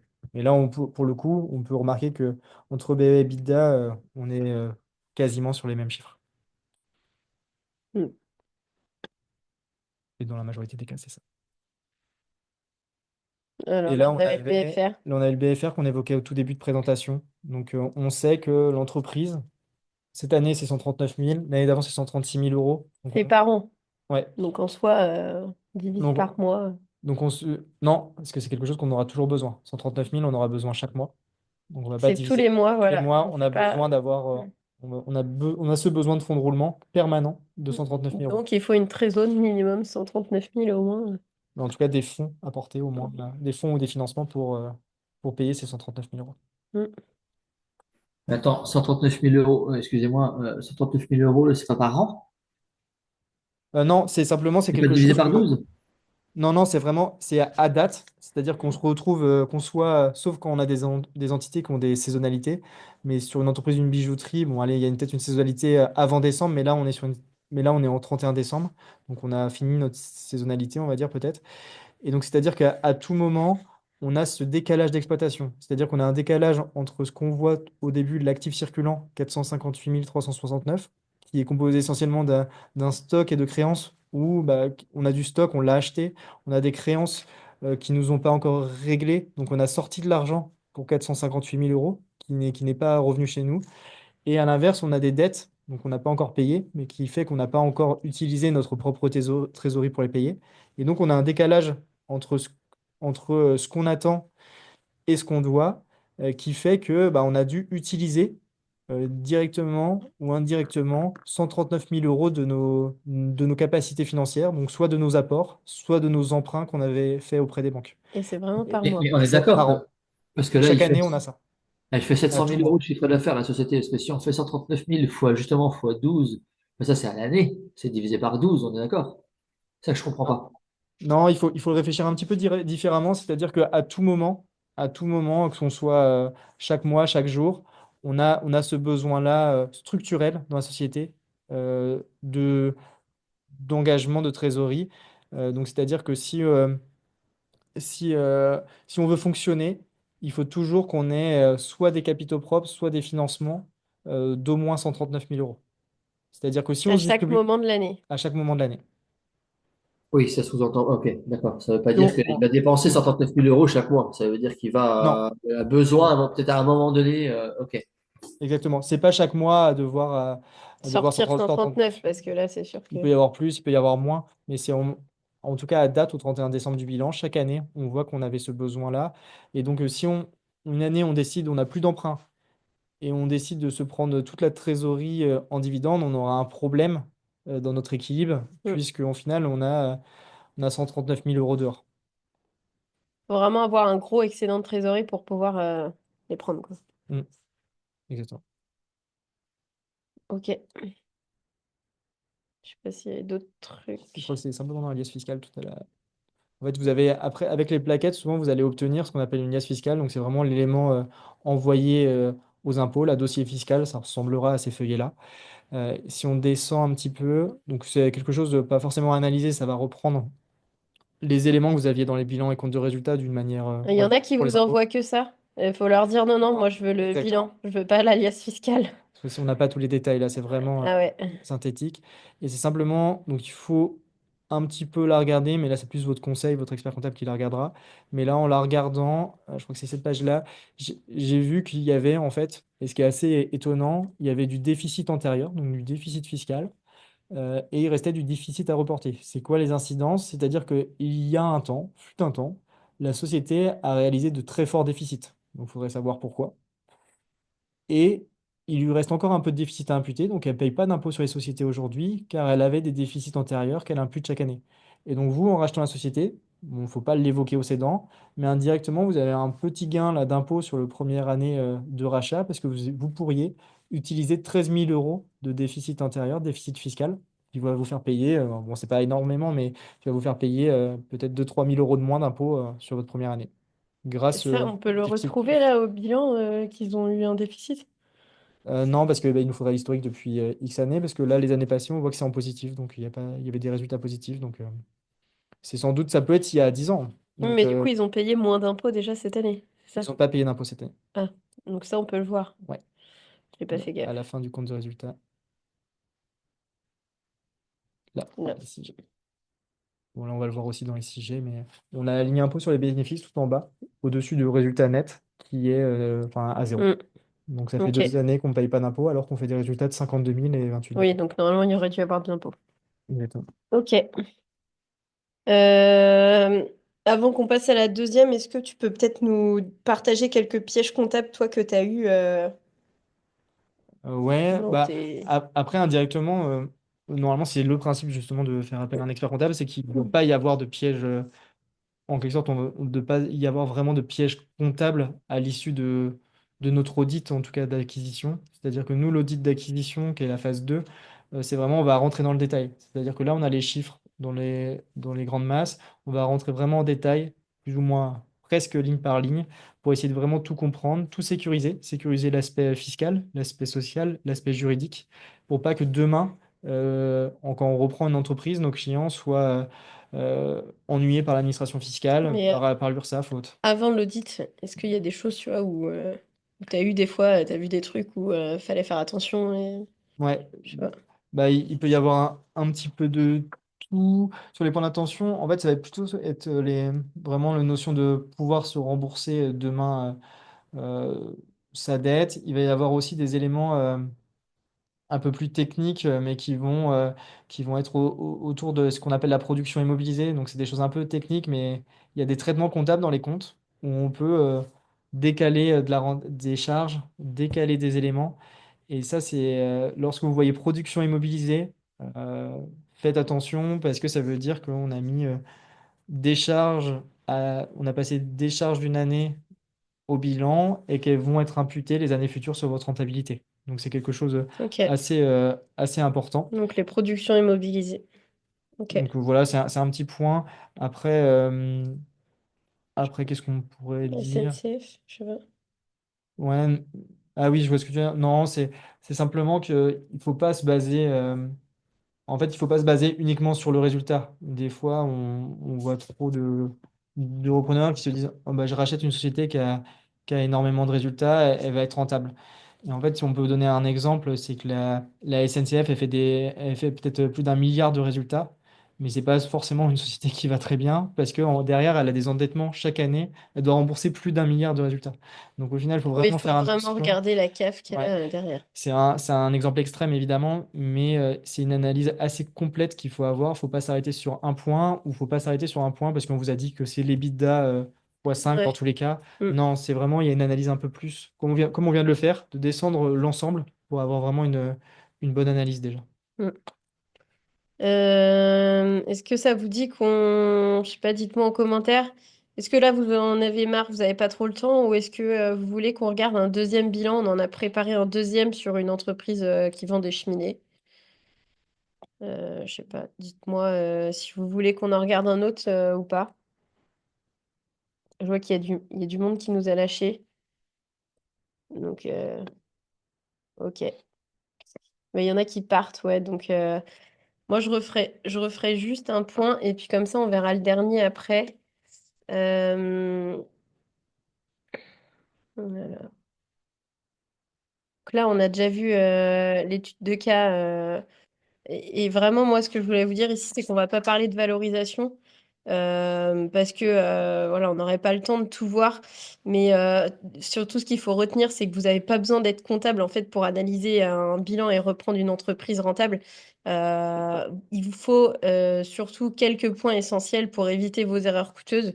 Ça, c'est le plus important. Et n'importe qui, n'importe quel profil peut se former et réussir à reconnaître un bilan et l'analyser. Donc, en étant accompagné, je pense que avec un bon expert comptable, bien sûr, tout le monde peut reprendre une entreprise. Et la plus grosse erreur, ça serait de penser qu'on peut réussir seul.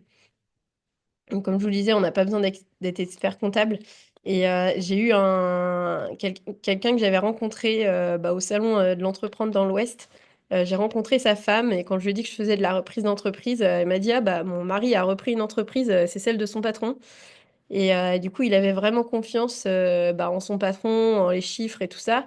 Et il l'a acheté un peu trop cher parce que forcément, il n'avait pas forcément de notion sur l'évaluation, pas forcément de notion comptable.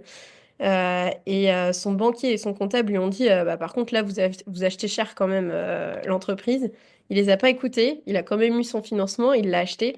Et le problème, c'est que en fait, s'il y avait eu aucun risque et aucun débordement, ça se serait bien passé et il aurait remboursé très bien ce qu'il avait prévu. Sauf que forcément, il y a eu des imprévus Hmm. qui sont arrivés. Et donc, il n'avait pas prévu cette marge. Et donc, en fait, il pouvait plus sortir de salaire. Sinon, enfin, c'était soit il se payait un salaire, soit il remboursait sa dette. Et Donc, là, elle laisse pas le choix. non, voilà. Donc, forcément, il s'est pas pris de salaire. Et c'est vrai que sa femme m'en parlait, me disant, ouais, du coup, c'est compliqué, quoi. Et en fait, il a voulu y aller tout seul dedans parce qu'il faisait confiance à son patron, à ce qu'il achetait. Et c'est là que c'est c'est quand même dommage de ne pas être accompagné là-dedans pour avoir quelqu'un qui vous dise clairement s'il faut y aller ou pas. Sachant que concrètement, on va dire sur la partie d'expertise comptable, le, notre rôle, c'est avant tout d'essayer de vous sécuriser, mais aussi quand on accompagne un repreneur, c'est aussi essayer on va dire, rentabiliser le coût. Évidemment, ça a un coût, l'expert Ouais. comptable. Mais moi, le but tout le temps, c'est d'essayer de me dire, bah, j'essaie vraiment d'apporter de la valeur ajoutée pour que demain, bah, soit on vient gagner sur la négociation sur le prix, soit on vient de gagner sur le contredit d'acquisition. On va venir retrouver des petites choses qui vont me faire diminuer Mm. le complément de prix à la fin. Donc voilà, c'est un accompagnement. C'est pas souvent la majorité, que ce soit moi ou d'autres cabinets d'expertise comptable, la majorité des cabinets font quand même, on va dire, accompagnent beaucoup les repreneurs avec, on va dire, pas au tarif plein, hein, c'est pour accompagner. Ouais, mais On après, apprécie de pousser à la création, s'ils sont pas dispo, mais voilà. Mais par contre, il y a besoin d'avoir des bases parce qu'on ne sera pas, on va dire, tous les jours à vos côtés pour analyser, donc il faut avoir des bonnes bases. bah, Et puis, sauf là, du coup, dans l'accompagnement, il est coach du coup toutes les 2 semaines, donc il y a moyen de poser vos questions et de vraiment d'analyser les bilans en direct. Et puis même moi, vous me retrouvez toutes les semaines en coaching. Donc on est trois dedans. Donc il y a Tanguy en expert comptable, il y a Laurine Coinon en avocate, une très bonne avocate. Je pour ceux confirme. qui étaient là la semaine dernière, qui l'ont vu, qui explique très bien aussi. Et moi, donc, ce qui fait que, bah, en fait, vous avez confiance quand vous y allez. Et pour les motivés et les plus ambitieux, ça permet vraiment d'y aller en confiance. Euh, En fait, vous êtes guidé, vous êtes soutenu vraiment avec une méthode qui marche pour reprendre une entreprise et ça vous fera économiser de l'argent et du temps surtout pour pas faire de bêtises comme l'autre personne que j'avais rencontrée. Et j'aurais préféré, j'aurais bien aimé qu'il me rencontre avant pour pas faire ces erreurs-là. Donc voilà, là je vous propose, si vous voulez, de prendre un appel découverte après. Je vous mettrai le lien en commentaire. Et puis pour les premiers inscrits, je vous offre 1 heure de coaching individuel. Le but c'est de rester en petit groupe, donc on sera 20 maximum. Il y en a déjà certains qui ont rejoint, qui sont présents là dans ce coaching. Et puis voilà, je vous dis aujourd'hui, vous pouvez changer votre vie, reprendre une entreprise, être accompagné. Donc il vous restera plus qu'à cliquer sur le lien que je vais vous mettre juste après. Et puis voilà, je ne sais pas si vous avez des questions. On va voir le dernier bilan comptable. Je pense que ça pourrait être c'est intéressant pour tout le monde.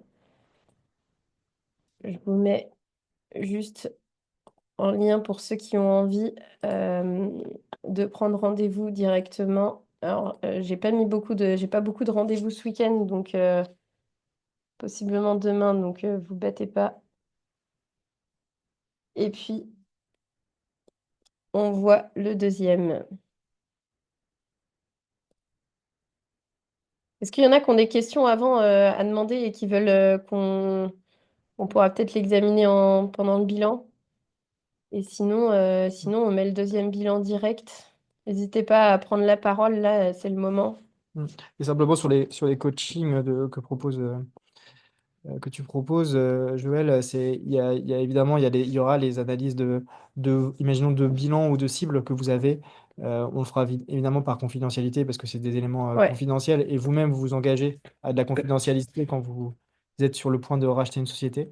Mais on pourra évidemment le faire sur vos cas précis. C'est aussi là le but. Si on passe au deuxième, vu qu'il n'y a pas l'air d'avoir de questions, sinon n'hésitez pas, on vous mettez dans le chat, on les verra.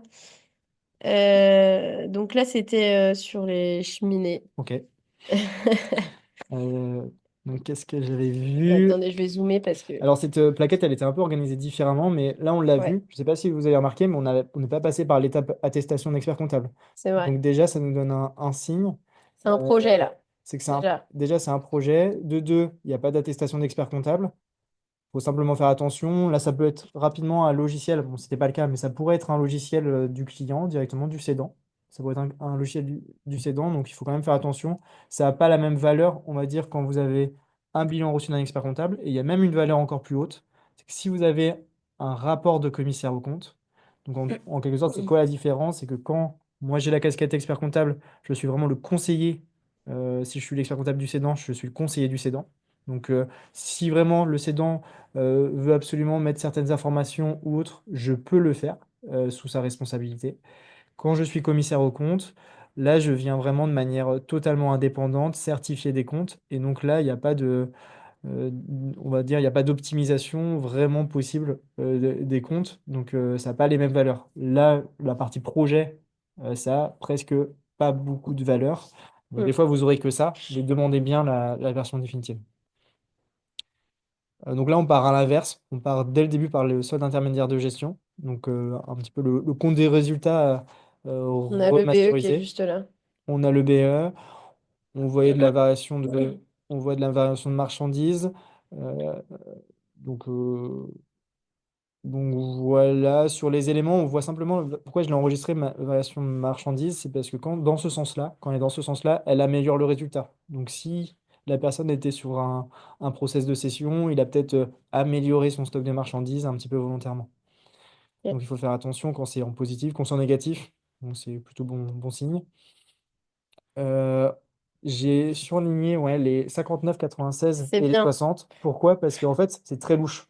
C'est-à-dire que même le meilleur, on va dire, même le meilleur commerçant du monde ou autre, celui qui est très procédurier, qui a des bons processus internes ou autres, c'est très compliqué de maintenir une marge tout le temps au même niveau, à ce niveau de précision-là. Parce qu'on va avoir d'une année à l'autre de la perte, on va avoir d'une année à l'autre une vente meilleure avec un meilleur taux de marge, un moins bon taux de marge. Là, on est chaque année avec 60% de marge. Je savais pas que c'était louche, ça. Bon, Bah, pour moi, je m'interrogerais. c'est Je me pas. dis soit le client, il est très très bon et il maîtrise vraiment sa marge, première option, ce qui est possible. Parce que moi, sur un bilan, enfin, sur mon dernier, c'était ça, hein, l'industrie. Et donc, bah, soit c'est ça, soit le deuxième, c'est que bah, il joue comptablement avec soit son stock, soit avec des Ouais. ventes décalées ou autres, et que possiblement il y a, enfin, j'irai pas jusque-là, mais pas forcément jusque-là, mais il y a possiblement aussi des ventes en espèces ou autres, et il s'arrange toujours pour avoir le même taux de marge pour pas avoir de problème, on va dire. Donc ça, c'est simplement louche. Vous verrez souvent des variations plutôt Après, de l'ordre de 2 à 3% d'une année s'il à l'autre. fixe son prix de vente et ses devis avec toujours la même marge, le même coef, C'est vraiment. possible, mais on a tout le temps un peu de perte de marchandises, notamment sur des cheminées, où Ouais, même je pense pas enfin, il aura des fournisseurs différents, il va avoir des choses différentes, il aura pas exactement les mêmes taux de marge, enfin, c'est un peu ok, complexe. ok. Donc voilà, possiblement, il n'y a pas de souci, mais il faut s'interroger. Ok. Donc voilà, on voit qu'il y a une meilleure marge cette année, 117 000 euros de marge. Donc l'entreprise va bien, a l'air de bien aller en tout cas, c'est plutôt positif. Ok. Derrière, Alors, l'export brut. on a un bel EBE juste pour la vente. C'est ça qui a bien augmenté. Donc pourquoi il a augmenté? Il a augmenté grâce à la marge, naturellement. Euh, Malgré le fait que ses salaires, que tout son poste salaire a fortement augmenté de 54 000 euros. Donc il a sans doute recruté. Mais en tout cas, il y a 54 000 euros de masse salariale En plus. en plus cette année. Et il fait quand même une belle marge. Ce qui est cohérent avec la hausse de son activité. Il a peut-être recruté un commercial, il a peut-être. Voilà, mais c'est cohérent d'avoir souvent une évolution de la marge qui évolue dans le même sens que le chiffre d'affaires. Donc là, on voit 27,35% à côté des 330 468. On voit que l'année d'avant, on était à 27,38. Donc là, il y a une bonne maîtrise par le dirigeant de sa En masse même temps, ouais. salariale. Il embauche au bon moment, quoi. Exactement. C'est un bon Euh, dirigeant. ouais. Euh, Donc voilà, donc après on a résultat de l'exercice et forcément les impôts qu'on n'avait pas tout à l'heure, bah ici il en paye, hein. il en paye. Même sur un moindre coût, il en paye, hein. Mm. Donc là, c'est tout à fait logique. Toutes les ventes de C'est cheminée, assez détaillé, donc c'est assez intéressant quand on veut faire déjà un petit peu d'analyse. la pause, les services. Donc là, différentes charges. On voit que structurellement, il y a pas vraiment de charges très importantes. On va avoir la location de magasin. C'est une charge fixe. Il a sans doute le bien, parce que ça n'a pas été revalorisé d'une année à l'autre. C'est-à-dire qu'il a sans doute la SCI avec le local. Oui. Euh, Parce que sinon, il y a toujours des petites indexations d'une année à l'autre. Mais quand on est seul, souvent, on se fait pas d'indexation par simplicité. Bah, ou alors les propriétaires le font pas non Ou les plus, hein. propriétaires le font pas. Mais en tout cas, on voit la charge fixe majeure, c'est le loyer, Parce que je crois pas qu'il était, il était pas Ah, propriétaire. donc, Euh, commission sur vente, mission. Merde, j'ai oublié d'enlever un nom. Et donc ensuite, on voit les rémunérations. On voit les rémunérations. Donc là, ils se rémunèrent sans doute dans la société parce qu'il y a écrit monsieur, madame. Ils Ouais. étaient sans doute tous les deux à se rémunérer. Donc on voit leur niveau de rémunération. Donc Donc jusqu'au PER, la retraite pour eux, la MMA, en fait, il y a tout ça. Ça concerne le les dirigeant dirigeants. jusqu'à Ouais, là. ouais. Ça prend pas en compte. Non, Ça, c'est pour les. possiblement, mais on ne sait pas. Ouais, on sait pas. C'est peut-être pour les salariés, Ouais. quoi. Mais sinon, tous les autres, c'est C'est pour les ça, deux non. dirigeants. Donc, imaginons si on est un repreneur et et on considère qu'on est capable de remplacer les deux dirigeants, bah, ça nous laisse une petite marge. Ou en tout cas, d'en remplacer au moins un et de recruter quelqu'un d'autre. Voilà. Faut voir si le montant du salaire de madame, qui était très certainement secrétaire, est possiblement remplacé par une secrétaire. Mm. 37 000 plus les Bah, 22, on est plutôt bien. c'est voilà, vous trouvez une secrétaire à moins cher. Là, je ne l'ai pas surligné parce qu'au final, on est sur des rémunérations qui sont cohérentes. Ouais, Et donc, au final, bah, c'est plutôt intéressant. Il n'y a pas besoin forcément de retraiter dans les comptes. C'est plutôt un avantage, en effet, si quelqu'un peut être supprimé. Imaginons si madame, c'était je vais voilà. pas dire un emploi fictif, mais si c'était un petit peu Faut voir qu'il se une prend quand petite même, mission, lui, juste lui, il se prend au moins 100 000 euros. Entre les 57 plus les 30 000 plus les 10 000 là, le PER, tout ça, bah, chargé, quoi. chargé. Mm.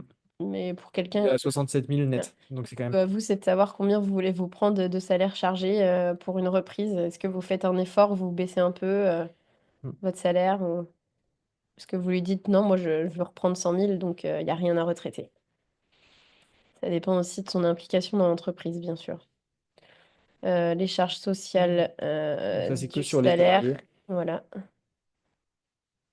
Autres produits, autres transferts, les dotations aux amortissements.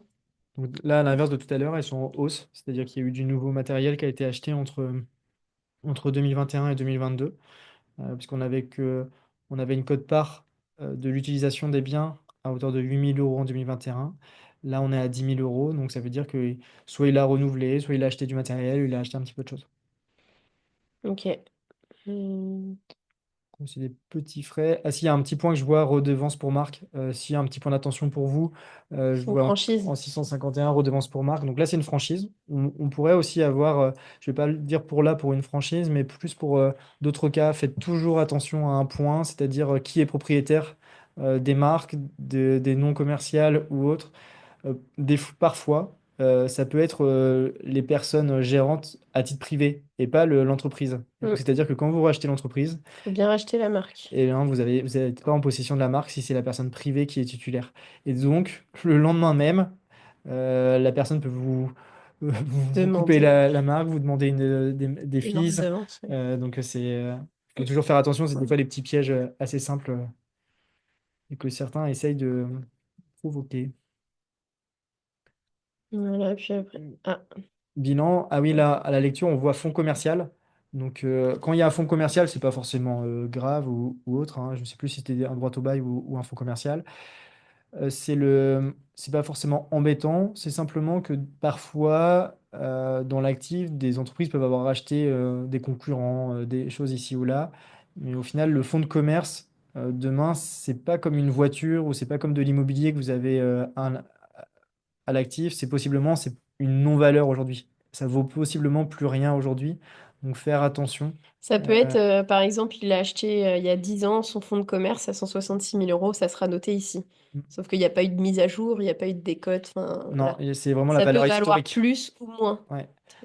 C'est-à-dire que lui, là, quand il a commencé, possiblement, il a créé l'entreprise et il a acheté un fonds de commerce. Donc, il n'a pas acheté des parts d'une entreprise qu'il a Mm. repris.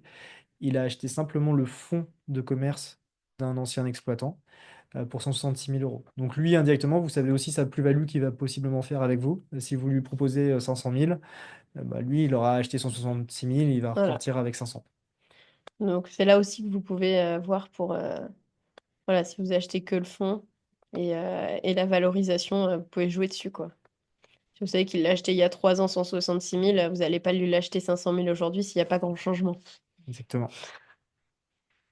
Autre immobilisation aussi, t'avais Non. surligné. Voilà, C'est on juste voit que que ça a bien ça a bien été décoté, quoi. utilisé, mais je crois que c'était pas très Ça a bien, embêtant. ça a bien décoté.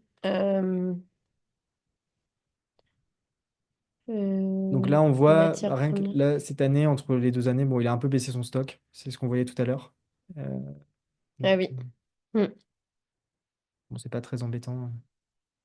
Mais parfois, il y a les cédants, ils vont un peu vider leur stock l'année de la session pour présenter enfin, un bilan avec plus de trésorerie. Mais il ne faut pas Voilà. se faire avoir, il faut savoir quel est le niveau de stock logique, normatif pour la société. Si tous les ans, si vous obtenez le bilan de l'année d'avant et qu'on était déjà à 106 000 et 148 000, bah, possiblement c'était vraiment ça le stock théorique de la société qu'on Hmm. doit avoir un peu tout le temps. Et donc, il faut se dire que votre trésorerie elle est un petit peu survitaminée sur ce bilan. Ouais. Et puis, Ouais. disponibilité qui ont augmenté en lien avec la baisse du stock, du coup. Ouais. Là, gros risque, enfin pour moi, gros point d'attention, c'est les créances clients. On voit 295 000 euros de Ah créances oui. clients alors qu'on était à 35 000 euros l'année d'avant. Ah oui. Possiblement, là aussi, on ne sait jamais, hein, c'est que des suppositions qu'on fait quand on est à cette étape-là sans avoir les détails.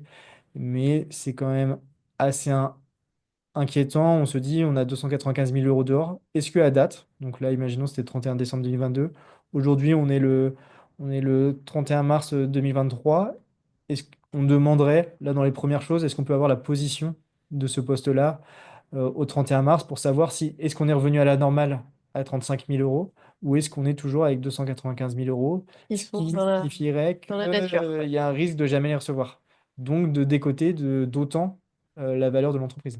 Ou alors de les mettre dans la gap qui doivent les rembourser dans les 6 mois. Exactement. Et que c'est lui qui doit réclamer toutes ses créances clients. Ça peut être Mm. aussi une possibilité. Ouais, mais là, ça veut dire mettre une gap à 295 000, c'est dur.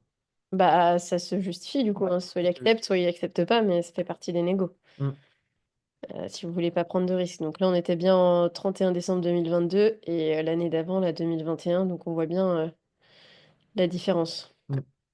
Là, c'est vrai que gros questionnement du coup, hein. Ouais, gros questionnement. Il n'y a pas de possibilité qu'il ait trafiqué les chiffres, Il y a possibilité.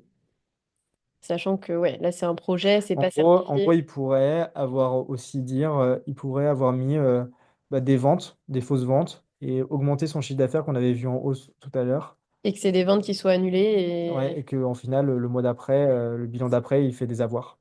et... D'accord. Donc on pourrait. Mm. C'est un risque, même en cas de contrôle, même pour nous, experts comptables, si le client nous indique qu'il y a des ventes et qu'il a fait des ventes en fin d'année, là, le 31 décembre, on est dans l'obligation de les prendre s'il il a émis les factures. On va regarder forcément si elles sont encaissées le mois d'après, les 2 mois d'après, mais si on se retrouve à faire le bilan, on va dire dans les 15 jours du 31 décembre, on n'a pas encore le temps d'avoir réceptionné, de s'être rassuré qu'il y a eu toutes les rentrées d'argent, et donc on sortirait un bilan comme celui-ci. Par contre, bah, l'année d'après, on s'expliquerait forcément avec le client, puisque c'est vraiment Ouais, c'est pas normal. c'est pas normal. Mais là, c'est pas forcément le cas, mais il faut Mm. s'interroger. Ok. Bon, c'est une société qui a fait des beaux résultats hein, par le passé. On Pas mal de voit, réserve. on voit quand il a acheté le fonds de commerce, sans doute, il avait mis au tout début 30 000 euros de sa poche et il avait acheté le fonds de commerce. Aujourd'hui, il a des réserves pour 400 000 euros. 400 000 euros de réserve, donc c'est 400 000 euros de résultats qu'il a fait les années passées, qu'il ne s'est pas pris en dividende. Donc il a laissé dans la société, on va dire en bon père de famille, mais qu'aujourd'hui, bah, forcément, entre une entreprise qui n'a pas de réserve et donc que le dirigeant il a tout pris chaque année et une entreprise avec 500 000 euros, bah, pour vous, c'est pas la même valeur de rachat. C'est-à-dire que là, la société, vous la rachèteriez au minimum 520 000 euros, en toute logique. Alors que s'il avait, lui, utilisé, enfin, pris une partie de ces sommes ou autre, bah, vous solliciteriez un emprunt moins important. Avec les 500 000 euros, vous avez beaucoup de trésorerie, on l'a vu tout à l'heure. Si la boîte, s'il avait pris 200 000 euros de dividendes, vous achèteriez 300 000 euros, mais sans trésorerie. Donc il y a toujours des impacts.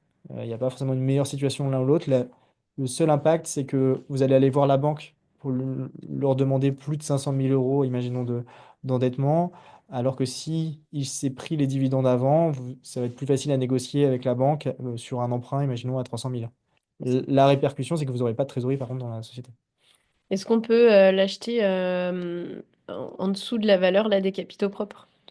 Pour moi, la seule manière de l'acheter en dessous de la valeur, c'est de dire que par exemple, il y avait soit des douteux, soit des provisions à avoir sur les éléments d'actifs, c'est-à-dire soit notre Par stock était exemple. survalorisé, ou que la créance là, a été survalorisée de 200 000. Si on a 200 000 euros de trop de créance, on enlève la TVA, on peut diminuer la valeur des capitaux propres de 160 000. Ok. C'est vraiment, on va dire la comptabilité, c'est vraiment comme ça des paniers l'un avec l'autre. Quand on touche à un endroit, ça va forcément avoir une répercussion à Mais un autre endroit. d'où l'importance d'avoir un expert comptable qui va vous expliquer que ce chiffre-là, c'est pas forcément normal et que bah, faut pas se faire avoir. Parce que Mm, si les 200 000, vous les revoyez jamais, bah, ça peut être compliqué, hein. mm. J'imagine même pas. Et Euh, là, pareil, en fait, on avait une bonne trésorerie, mais là aussi, on a une variation très forte des dettes fiscales et sociales. Normalement, dette fiscale et sociale, d'une année à l'autre, c'est stable.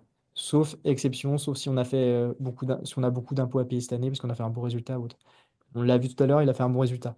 Mais de là à passer de 64 000 euros à 140 000 euros de dette fiscale et sociale, donc dette envers l'URSSAF, Donc en envers fait, l'État. est-ce que ça pourrait être le fait qu'il n'ait pas payé la TVA, l'URSSAF, tout ça, pour qu'il garde sa trésorerie pour Ouais, gonfler son bilan? exactement, exactement. C'est un cas classique hein, qu'on retrouve pour des cédants. Ils font le maximum pour essayer d'avoir la meilleure trésorerie possible en se disant que leur valeur de boîte, c'est leur trésorerie. Mais Donc ça ne là, fonctionne pas comme ça. il s'y connaît un petit peu en chiffres pour faire ça, parce que Ouais, enfin, tout le monde n'est pas capable de faire ça et de se dire exactement. je paye pas mes créances C'est ça. pour avoir Mais de la par contre, bah, trésorerie. dès lors qu'on regarde, dès lors qu'on a un œil un petit peu attentif, même bah, pas besoin d'être expert comptable, on se dit que c'est pas normal d'avoir une hausse aussi forte des dettes fiscales et sociales d'une année à l'autre. On va regarder un petit peu plus en détail après dans le détail des dettes, mais il faut regarder ça, il faut poser des questions. Mm, ok. Et donc, ouais, autre dette, c'est pareil. Et autre dette, c'est pareil, c'est pas un élément normalement dans la théorie devrait être proche de zéro. Eh ben, on va aller les voir en direct. Ouais, on avait dans tous les cas vu le compte de résultat par le biais du SIG. Donc déjà, TVA, elle est pareille. Là, on est à l'actif, c'est de l'autre côté. Oui, mais là, pourquoi tu l'as souligné? Ouais, je l'ai surligné parce que vous voyez, on n'est pas dans le compte TVA. Il y a les premiers comptes au-dessus, TVA. Non, si tu retournais juste où tu étais. Ah, là. Juste au-dessus, on a TVA déductible, intracommunautaire, TVA d'aide sur autre bien, crédit TVA reporté. Ça, ce sont des comptes habituels ou autres. TVA régularisé, bah, le mot doit vous choquer si vous voyez un mot comme ça, À régularisé régulariser. n'importe où, ou erreur, anomalie, ou je ne sais quoi dans un compte. Ça veut dire qu'il y a forcément une petite problématique. Là, la problématique, c'est que je remarque que en 2022 et en 2021, il y avait des TVA régularisés. Ce qui veut dire que chaque année, on se retrouve avec une situation où les TVA déclarés dans l'année par le cédant, les TVA déclarés mensuellement par le cédant, sont erronés.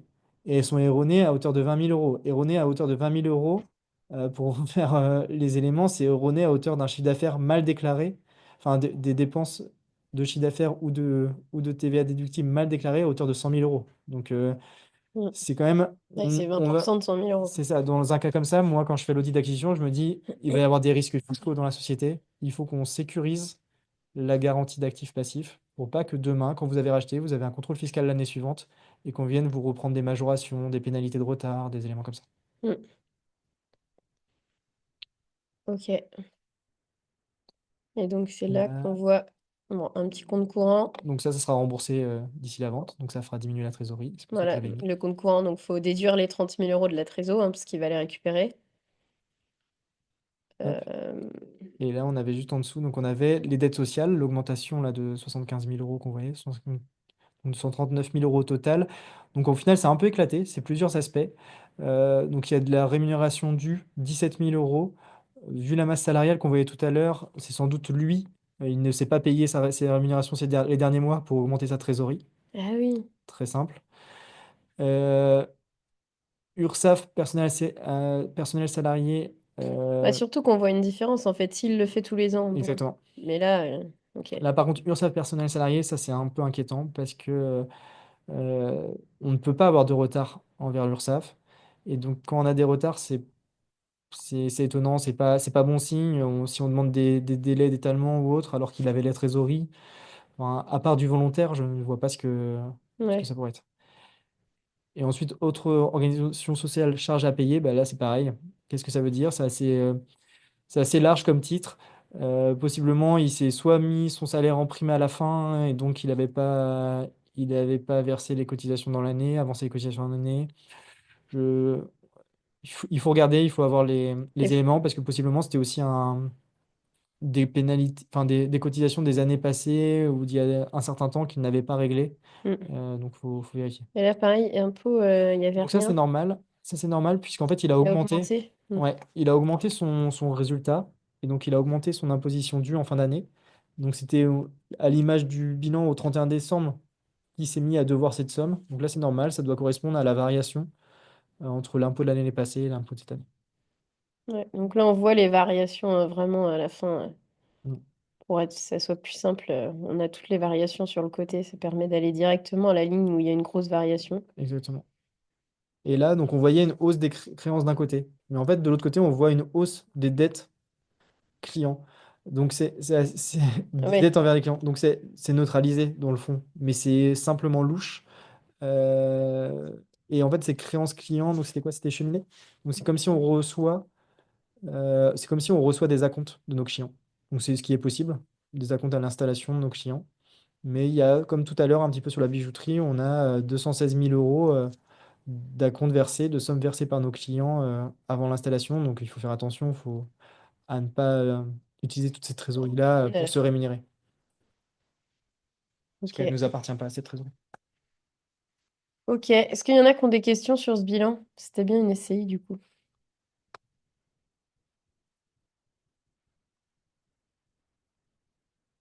Ça a l'air d'aller. Vous avez réussi à suivre?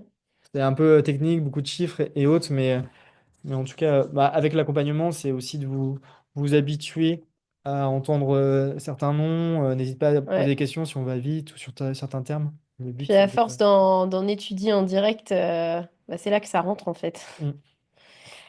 Et de poser des questions, hein. Moi, au début, quand j'ai commencé sur mon premier bilan, j'ai dû aller voir 5 experts comptables parce que le premier rendez-vous est gratuit. Et j'ai posé plein de questions. Et puis à chaque fois, ils me disaient des choses différentes en plus. Donc bon, bah, ils n'ont pas tous les mêmes choses à regarder. Mm. C'est ça qui est marrant. Ouais, ça peut arriver. Pas forcément les mêmes sensibilités. Mm.